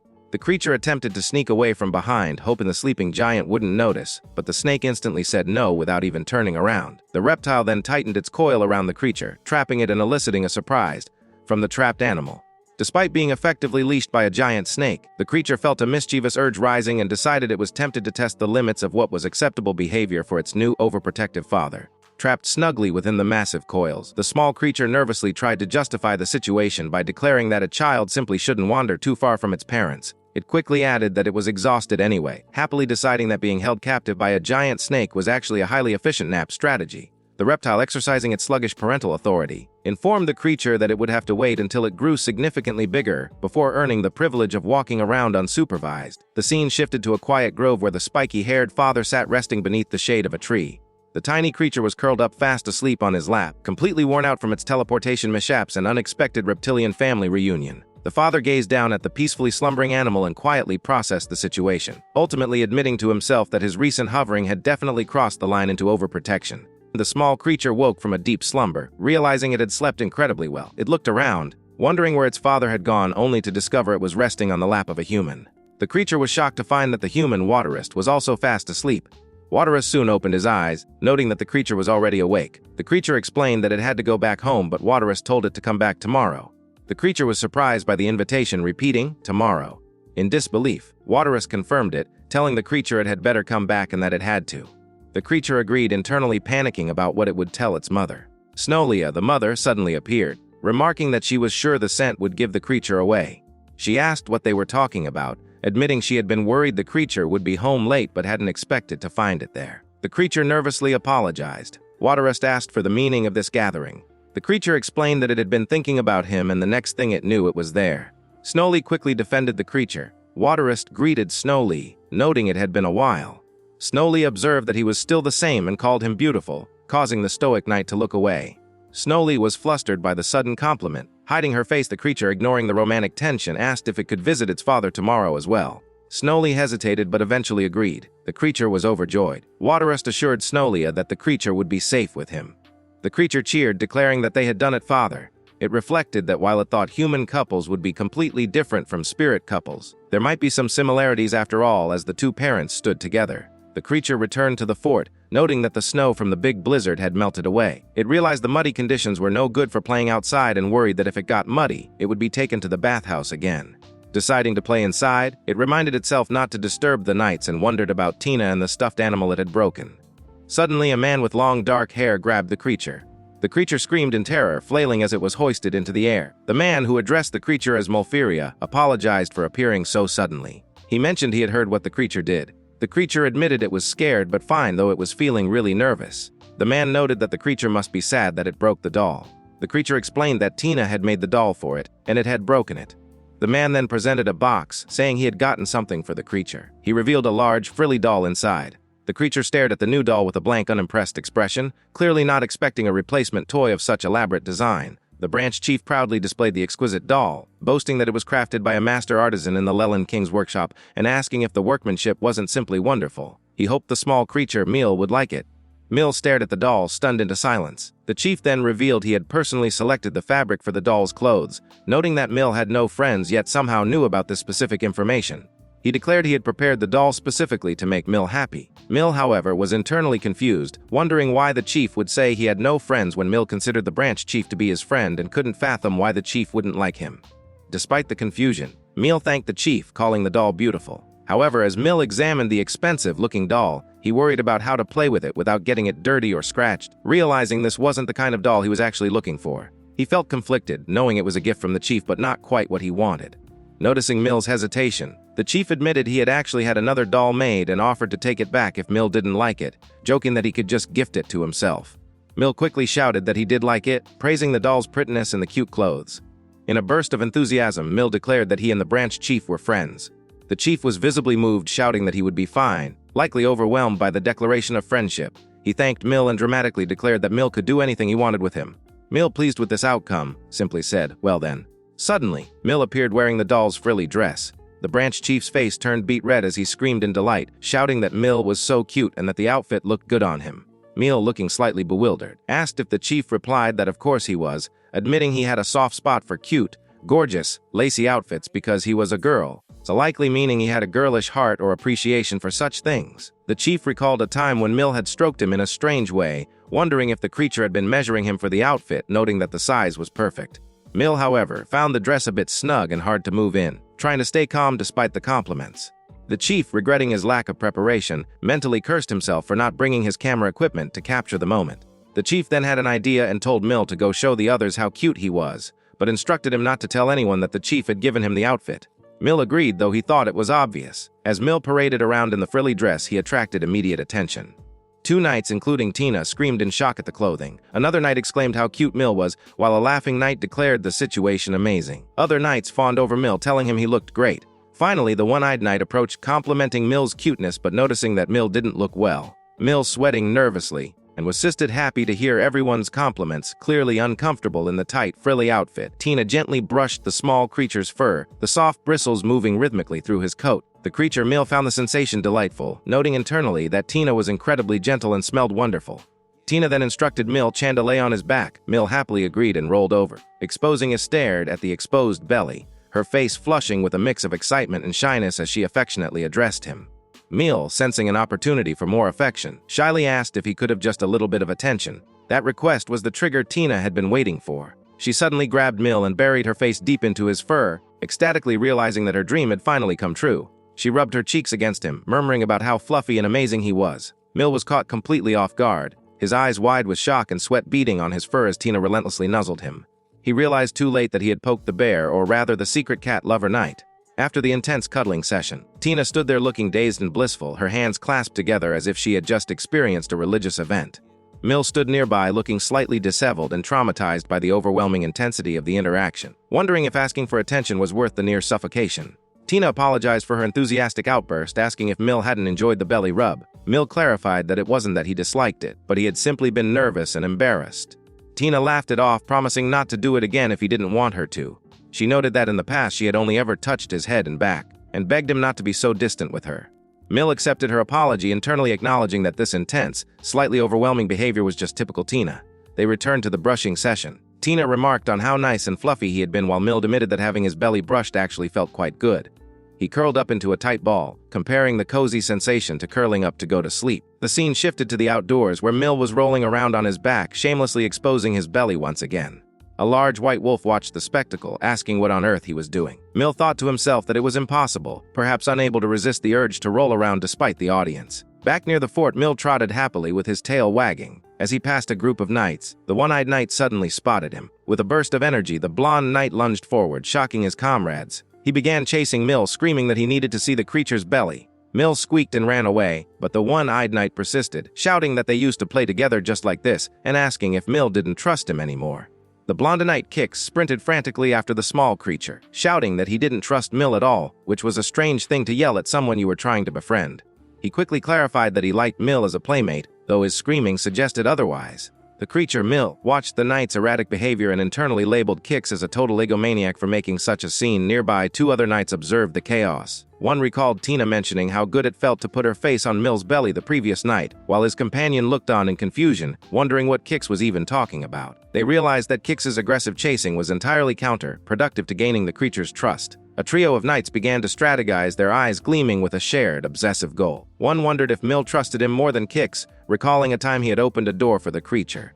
Another chimed in, mentioning he had helped Mill with a new blanket. They convinced themselves that if Mill trusted them, the creature would surely show them the legendary belly. The 3 knights approached Mill with hopeful, slightly unhinged smiles. One imagined putting his face directly on the belly. Another admitted he had been spoiled by Mill. A 3rd knight spiraled into darkness, deciding he didn't care if Mill trusted him anymore. If he had to force the belly rub, so be it. The sheer creepiness of their collective aura was too much. Mill stared at them with a look of pure judgment, essentially thinking that he hated them for being so weird. Mill promptly turned tail and ran away from the group of desperate knights. The trio stood there, arms outstretched, calling out Mill's name in vain as the creature vanished into the distance. The scene shifted to the aftermath of these daily struggles. Kix was shown collapsing on the floor, defeated once again. He realized that every single day ended the same way. He reached out one last time toward the creature, who was happily ignoring him, proving that the chase was indeed eternal and futile. Mill lamented that Kix's relentless persistence had backfired spectacularly, causing everyone in the fort to fixate on his belly. He complained that thanks to the blonde knight's antics, he now had the entire group staring at his stomach, turning him into an unwilling object of desire. The one-eyed knight, having reached his limit with the absurdity, shouted at the group to give it up already. He scoffed at the ridiculous notion that exposing a belly was some profound sign of trust, clearly thinking the other knights were losing their minds over a fluffy animal. However, another knight enlightened the one-eyed knight with the crucial piece of intelligence: if you are allowed to rub your face on Mill's belly, it is the ultimate proof that the creature trusts you. The one-eyed knight had a sudden realization, understanding that this specific desire for belly access was the reason everyone had been staring at Mill so creepily lately. They weren't just being weird, they were tactical operators trying to unlock the highest level of friendship. The one-eyed knight questioned if anyone had actually succeeded in touching the creature's belly yet, noting that animals generally don't let you touch their bellies and reminding everyone that the creature wasn't their pet cat. He asked if Tina had been the only one to try it so far.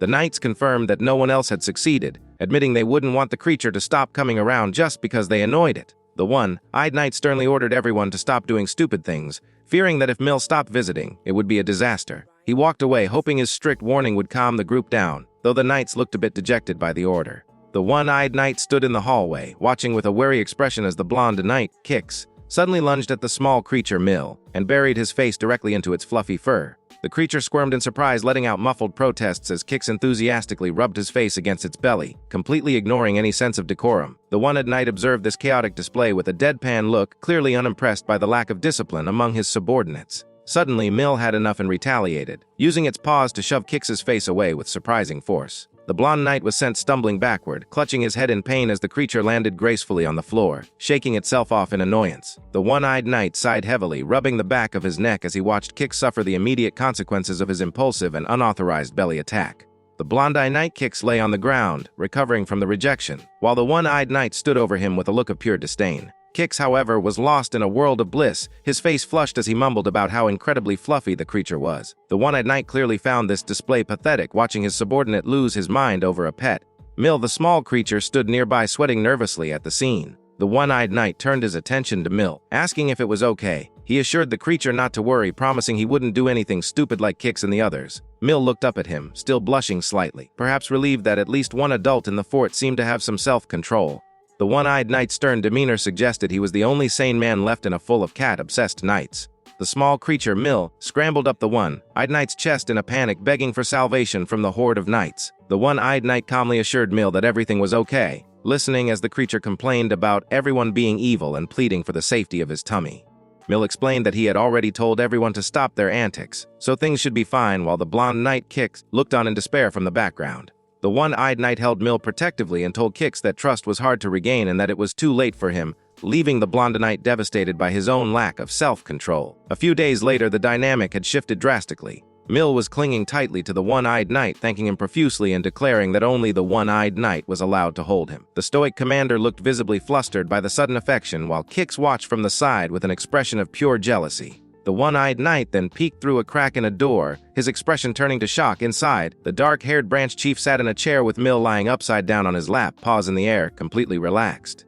The one-eyed knight stared, sweat dropping down his face as he witnessed this betrayal, his eye twitching at the sight of his favorite creature being monopolized by someone else. Later, the one-eyed knight and Mill were having a quiet moment.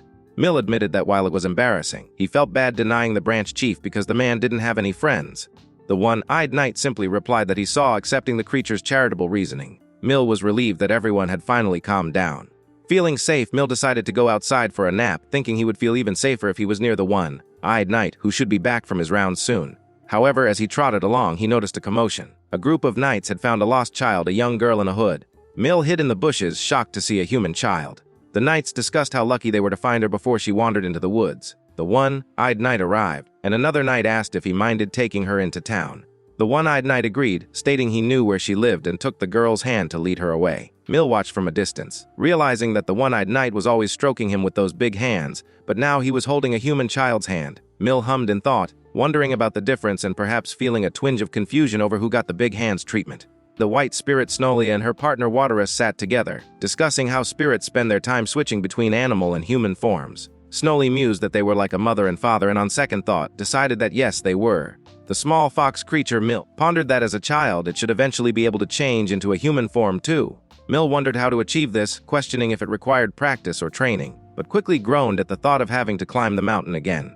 Confident in its ability to speak the language and move around, Mill figured transformation should be possible. The creature imagined that if it transformed, it could be treated like the one-eyed knight and everyone else at the fort, though it worried they might prefer its fluffy form.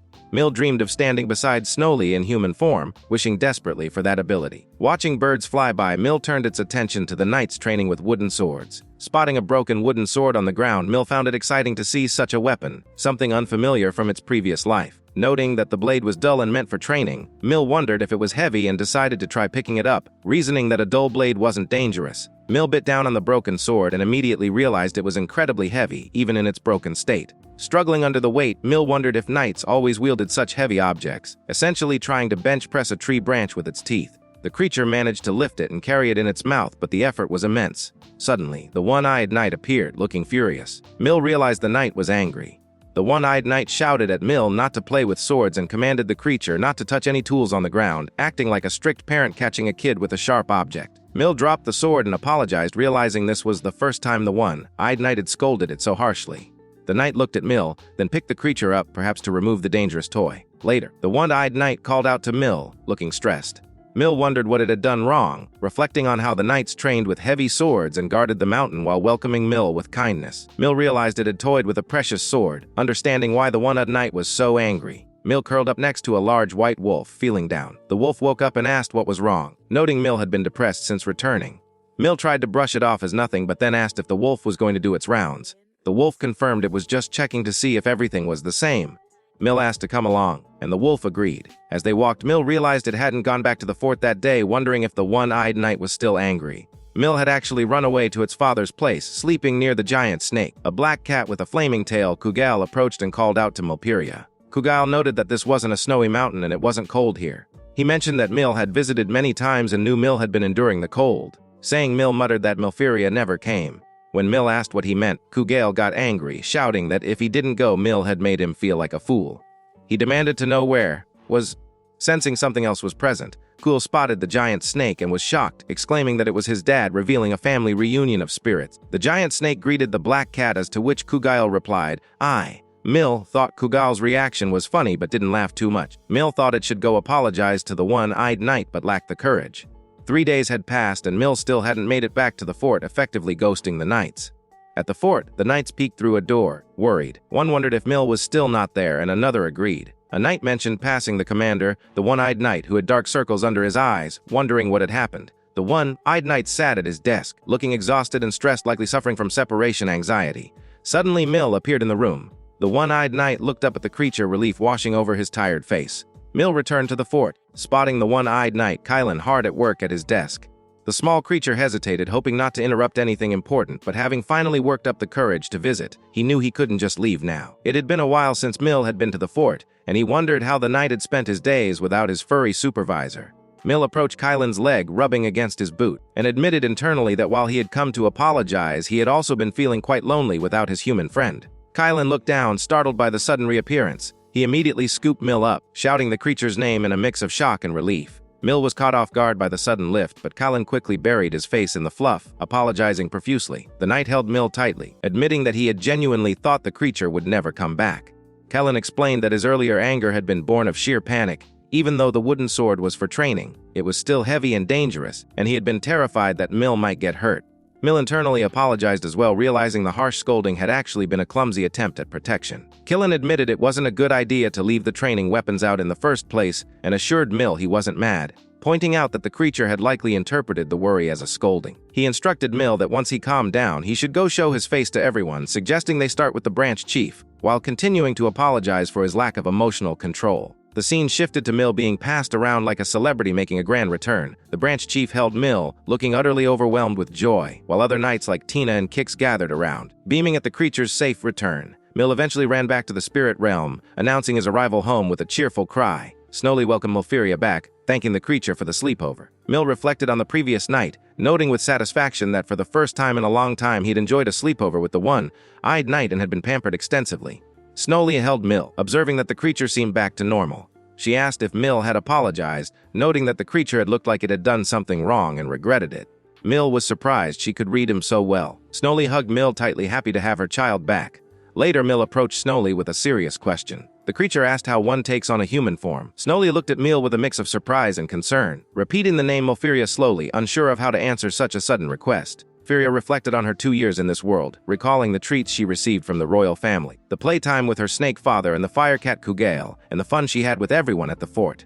Deciding she was done fooling around, she announced to her mother, Snowly, that she could finally change into human form. She successfully transformed into a young girl, though she still sported fluffy ears and a tail. Snowly was shocked but immediately hugged her, calling it a lovely form. However, she pointed out that the ears and tail were still sticking out. Malfiria was embarrassed, realizing she had only managed a halfway transformation, essentially looking like a human cosplaying as a fox. Snowly reassured her that there was nothing wrong with it and found it adorable, squeezing her tightly. Malfiria asked if her mother liked the look. Snowly mused that even in different worlds, things that make people go crazy remain the same. Malfiria then asked if her mother could appear in human form with ears and a tail, realizing she had never seen Snowly do that. She begged her mother to try. Snowly transformed, revealing she also had ears and a tail. Malfiria shook her mother in amazement, declaring her mother was too cute and that she had to look like that all day. Malfiria then headed toward the fort, spotting the one-eyed knight and the branch chief. She approached them just as the chief was discussing squad groupings. The one-eyed knight noticed the new human girl and asked where she came from, assuming she was a random kid. Malfiria jumped onto him, and he realized it was Malfiria. He noted that Snowly had also been in human form and patted Malfiria's head, commenting that she was only 2 years old, proudly noting she had achieved the transformation a year earlier than her mother. The branch chief covered his face, completely overwhelmed by the cuteness overload. The other knights arrived and screamed in shock at the sight of the cat-eared girl. Kix and others immediately started fawning over her, calling her cute and trying to touch her ears. The one-eyed knight stepped in, protecting Malfiria and telling the others to stop fumbling around and not to touch her ears. Tina thought the situation was unfair and adorable. The branch chief collapsed on the ground, suffering from what looked like a nervous breakdown due to the shock of seeing Malfiria without preparation. Malfiria didn't quite understand the reaction but was glad she had surprised everyone except the commander. She found the human body convenient and happily squeezed the one-eyed knight's hand. Later, Kix threw a snowball at Malfiria, claiming she had thrown one in his face last year. She immediately retaliated by throwing one back, prompting the one-eyed knight to note that revenge was her first act as a human. Malfiria slipped on the ice, but the knight caught her and helped her up, holding her hand. She smiled at him. Suddenly, Kugale appeared, flouncing over and calling her name. Malfiria introduced her human form to him. Kugale was frustrated that he hadn't beaten her to the transformation. Tina thought the dynamic between the spirits and the boys was cute. Kugale asked who the humans were, and Malfiria introduced them as her friends. The one-eyed knight clarified that Kugale was the spirit of fire. Kix grumbled that he didn't get along with the spirits. Malfiria picked up Kugale and squeezed him, telling him to say hi. Kugale protested, and Malfiria apologized to the knights, explaining that Kugale was embarrassed to be picked up by a girl. Kugale muttered that boys were complicated and flounced away. 1 week later, Kugale appeared in a human form, boasting that he could turn human too. The one-eyed knight was shocked. Malfiria was sitting on top of Kugale's head. The knight asked why she was sitting on that thing, and Kugale complained that the table was too high for him to reach while eating. The knight ordered him to get off, but Kugale insisted he was still eating. The small fire spirit, Kugale, was being quite rude, prompting Malfiria to immediately scold him, shouting that he shouldn't talk to the one-eyed knight in such a disrespectful tone. The knight, seemingly unbothered by the outburst, simply stated that they would deal with the situation once Malfiria was finished eating, prioritizing the child's meal over the spirit's tantrum. The one-eyed knight then turned his gaze to the fuming Kugale and astutely observed that the fire spirit seemed to be acting like a protector over Malfiria. This comment struck a nerve, and Kugale, bristling with jealousy, aggressively demanded to know who the knight was to Malfiria, implying that he had no right to make such claims. Kugale stammered, confused by the term protector, while Malfiria continued to munch on her food nearby. The knight, watching the exchange while enjoying his own meal, couldn't help but wonder why the small spirit was being so incredibly hostile, completely baffled by the sudden defensive behavior. The small fire spirit Kugale, now in human form, aggressively pointed a finger and declared that Malfiria belonged to him.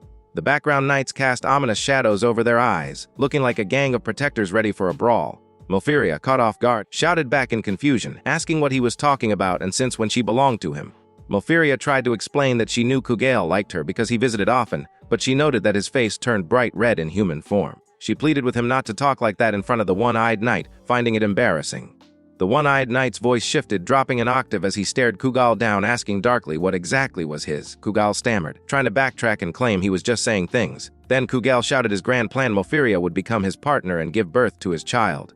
Malfiria looked absolutely horrified by this declaration. The knights instantly shuffled their feet, moving into a protective formation. With synchronized movements, the entire group of knights, led by the one-eyed knight, stood with their eyes shadowed like a Yakuza clan guarding their boss. The one-eyed knight calmly stated that she was not Kugail's.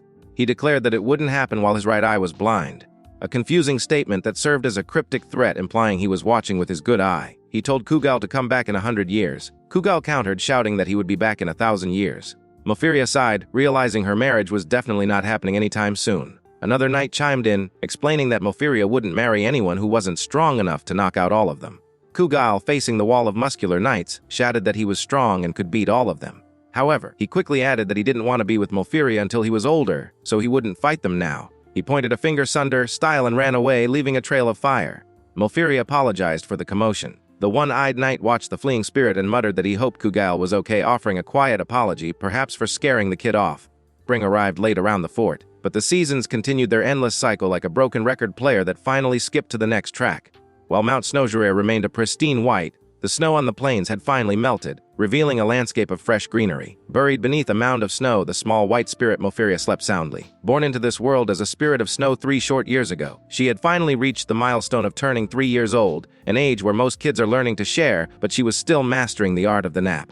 However, despite the passage of time, Malfiria felt that she wasn't growing up, neither inside nor out. She recalled her mother's words that spirits only became adults when they were over 100 years old, which meant she would have to stick around in her current form for quite a while longer, essentially putting off adulthood for a century. She gazed at the silhouette of her mother, Snowly, and thought that she couldn't wait to be as beautiful as her one day. Suddenly, Snowly's voice called out to Malfiria, announcing that it was time to get up and practice climbing trees, ruining the perfect nap time. Malfiria reflected on her mother's desire for her to grow up strong and tough, noting that at least she didn't fall off cliffs anymore, which was progress in the parenting department. Snowly questioned if they were really going tree climbing. Malfiria, however, had different plans. She wanted to dedicate all her energy to sleeping, eating, and playing, aspiring to live a more relaxed life like her mother, proving that laziness was a hereditary trait. Snowly tried to wake the sleeping spirit, shouting for her to get up and go, but Malfiria only responded with loud snores, prompting her mother to sigh in exasperation at her offspring's dedication to doing absolutely nothing. When they finally went outside, Malfiria clung to her mother and claimed that the wind was too strong, declaring it unsafe to climb trees, a convenient excuse for a spirit who likely couldn't climb a ladder. As Snowly walked away, Malfiria followed, internally arguing that a spirit had no business being up a tree and questioning the point of climbing one anyway, perhaps hoping to become a ground-dwelling spirit. Snowly turned back, explaining that the training was for Malfiria's own good and that she couldn't help but train her, acting like a strict personal trainer who refused to let her client skip leg day. Snowly then nuzzled Malfiria, expressing her worry. She called her lovely, small, and weak, wondering if she would be able to manage on her own when she eventually left, treating her like a fragile porcelain doll. Malfiria internally shouted that she didn't care about her mother's worries regarding leaving the nest, preferring to stay in the comfort zone forever. Snowly hugged her, reminding her that she would be with her until she was 100, since spirits usually left the nest around the age of 50. This reminder made Malfiria think back to a recent conversation. She realized that if she had been alive for that many decades, she would have grown up and wouldn't stay small forever, though for now, she just enjoyed her mother's embrace, deciding that growing up could wait another 50 years. Malfiria felt glad that her mother loved her, though she noted that Snowly was still quite a worrier. Suddenly, a paper airplane landed near them in the snow. Malfiria curiously wondered about the paper object. Snowly picked it up and opened it, her expression quickly soaring into annoyance. Malfiria watched confused as her mother suddenly crumpled the letter aggressively. She asked what was wrong and if the paper said something, but Snowly insisted it was nothing. Malfiria remained curious, noting that she hadn't seen anyone around to deliver it, and pressed her mother on what it said and if she was okay. Snowly maintained that she was fine, but muttered that nothing good ever came from being involved with Hilg. Malfiria asked if Hilg was her father and if he sent the letter. Snowly firmly corrected her, stating that Hilg was not her father, though she admitted she knew him. The narrative then revealed that Hilg was the spirit of fire who lived in the south. He had moved to the area 150 years ago from a hotter southern country to follow Snowly, settling in a quiet volcano with a forest. Hilg had hoped that by living nearby, he and Snowly could have children, but she had refused to procreate. In the letter, Hilg apparently shouted for her to stop climbing trees and talk about love with him instead. Snowlia, holding Malfiria, reflected that she still stayed in this country because of her love for her mother. Wondering what Malfiria thought about it all, Malfiria observed that the emotional landscape of spirits was still a bit different from human feelings, trying to reassure her mother, who seemed bothered by the letter from Helg. She reflected on the complicated family tree, noting that Kgale had been born when Hilg, the fire spirit, was involved with someone other than Snowly. Similarly, Malfiria herself had been born after Snowly had been with someone else, presumably the giant snake spirit she had met earlier. Given this history, Malfiria concluded that her mother didn't hold any special romantic feelings for Hilg anymore. It wasn't that Snowly was incapable of love or had no feelings for anyone. Rather, as a spirit who had lived for such a long time, her perspective on relationships was simply different, likely viewing such matters with the detached wisdom of someone who has seen centuries pass. Snowlia, ever the enthusiastic and perhaps slightly misguided personal trainer, encouraged Malfiria to follow her lead, declaring that it was time to climb. The large spirit effortlessly ascended the tree, perching herself on a high branch with the grace of a squirrel that had never known the indignity of gravity. Down below, Malfiria stared up at the towering trunk, her spirit of snow melting into a puddle of defeat. She admitted to her mother that she simply couldn't do it. Snowly, apparently oblivious to her child's lack of vertical ambition, urged her to come on and do as she did, proving that some skills, like tree climbing for a spirit who prefers napping, are simply not hereditary. The small spirit Malfiria stood before the fort, her mind fixated on a familiar destination, the one-eyed knight, over and over, treating it like a magical password to bypass the need for walking. She noted with satisfaction that the accuracy of her teleportation technique was steadily improving, boasting internally that she had recently managed to successfully target both the commander and Tina on her first tries, essentially turning the fort's corridors into her personal fast travel network. With a focused glint in her eye, she prepared to vanish, ready to test her latest magical commute to see if she could land perfectly in the commander's lap once again. Malfiria focused her mind on the one-eyed knight, attempting to teleport directly to him. Instead of appearing by his side, she materialized in a dark, cramped space with a low ceiling. Panic set in as she realized she was trapped inside a box, frantically wondering where the knight was and noting that the ceiling was low and dark. The one-eyed knight looked down into his open desk drawer to find the small white creature staring up at him. He asked what she was doing down there. Malfiria realized with mortification that she had teleported directly inside his desk. Kylan gently lifted her out, noting that he was almost done with his work. Malfiria was relieved that he hadn't seen her panic attack inside the drawer. She settled comfortably on his lap while he finished writing, though she admitted internally that she still couldn't read the words on the documents and had no idea what was going on. Once Kylan finished, Malfiria immediately asked if they could go to the cafeteria, and he agreed. As they were leaving the office, the blonde knight Kix burst through the door in a panic. He shouted for the commander and desperately asked if it was true that the branch chief was going to quit the order. The blonde knight Kix burst into the room, frantically asking the commander if it was true that the branch chief was quitting. The one-eyed knight looked completely baffled, letting out a confused while Mill stared in surprise. Kix quickly shifted gears to greet Mill, trying to act casual despite the dramatic entrance. The commander flatly denied the rumor with a simple no. Kix, desperate to validate his panic, tried to use emotional manipulation, suggesting that even Mill would be upset if the branch chief left. The commander just sighed, wondering why this nonsense was happening in the first place. Mill pondered the situation internally. She knew that being a branch chief was a job full of responsibility and stress. She had always thought he seemed to be doing a good job, but perhaps the pressure was finally getting to him. Suddenly, a realization struck her. She remembered the branch chief making her a toy ball during his break time. She realized that under such stressful circumstances, he had still taken time out of his precious break to play with her. While it was fun for her, she now understood it must have been exhausting for him.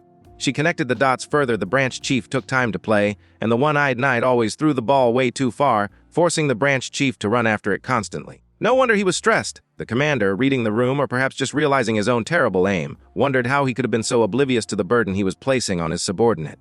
Kix, still confused, asked who was spreading such nonsense. Mill felt helpless, unsure of what to do with all this conflicting information. Kix insisted that Gildo had heard the branch chief and the commander discussing it. The commander dismissed it as lies, firmly stating that the branch chief would never leave the order. Mill agreed, assuming Gildo must have simply heard wrong. However, Kix clarified that Gildo heard someone was quitting. The commander's expression darkened as he admitted that part was true. Kix quickly connected the dots. If he wasn't leaving the order, he must be leaving his post as the branch chief of this specific fort. Mill looked up at the commander and asked if the branch chief was truly leaving this place. The commander looked at Kix, silently acknowledging the blondie knight's surprisingly keen intuition. The commander, cradling Mill, explained that while there were rumors of returning to the main group in King's Landing, nothing was officially decided. He expressed a strong belief that the branch chief wanted to continue his mission right here, asserting that he certainly wasn't going to leave. Kix, looking concerned, mentioned that Gildo had actually said something else. The commander's expression darkened as he realized the source of the confusion. He pointed out that Kix used to serve under Captain Cyril in King's Landing and deduced that the conversation Kix had overheard in the branch chief's office must have mentioned Cyril. He accused Kix of having his ear to the door, effectively calling him out for eavesdropping like a nosy neighbor trying to catch gossip. Kix tried to defend his actions, claiming he just admired the branch chief so much that he'd stick to the door to hear the commander talk too. He admitted he served under Cyril when he first joined the order. The commander looked away, revealing the embarrassing truth. Kix and Gildo were actually sent to this remote fort right after Kix showed a little insubordination. He added dryly that he didn't think Cyril even remembered Kix, implying the nasty superior didn't care enough to hold a grudge against a lowly subordinate. Kix wondered if Cyril was the one who wanted to be assigned to this fort, doubting that the old captain would voluntarily come to such a remote area if he hadn't changed his ways. The commander mused that he wasn't sure why Captain Whirl would be interested in the Ninth Rider's corpse now. Kix processed this information and suddenly realized the truth. Captain Cyril was coming here to take over, effectively replacing the branch chief instead of the branch chief returning to King's Landing. The commander confirmed that this theory sounded about right, his expression grim. Mill sweated nervously, sensing the heavy atmosphere. The commander told Kix there was nothing he could reveal at this point since nothing was decided yet. Kix remarked that the commander was still as determined and ambitious as ever. The commander sternly ordered Kix not to tell anyone and to make sure Gildo kept his mouth shut too. Kix saluted and agreed while Mill watched the exchange, realizing the peaceful fort life was about to get a lot more complicated. The one-eyed knight Kylan held the small white spirit Mofiria in his arms as he explained the gravity of the situation. He noted that Captain Cyril was one of the most important captains in King's Landing. He mentioned that Cyril was supposedly being sent to a fort in the far north, a place known for its harsh environment. Mofiria, processing this information, deduced that this meant Cyril was likely being put in charge of a difficult post, perhaps as a form of exile or a tough assignment. Kylan, however, seemed puzzled. He wondered aloud why a captain of Cyril's stature would want to be assigned to their remote location if he was indeed being transferred. The scene shifted to a bowl of food, likely Mofiria's dinner. Back in the present moment, Mofiria found herself unable to taste her food. Her curiosity and worry about the branch chief's fate had completely ruined her appetite. She stared at the branch chief Waterist with a look of deep concern, wondering what was going to happen to him. And that's it for today's recap, folks. If you enjoyed the story and want to see the next part, make sure to smash that like button and subscribe. It really helps the channel grow. I put a lot of effort into these videos, so your support means a lot. Now, here's the deal. If you want me to drop part 2, type the word spider in the comments below. That way I'll know who's been watching till the end and who's part of the real crew! Thanks for watching, and I'll catch you all in the next recap. Until then, stay awesome, stay curious, and keep diving into the world of manhwa.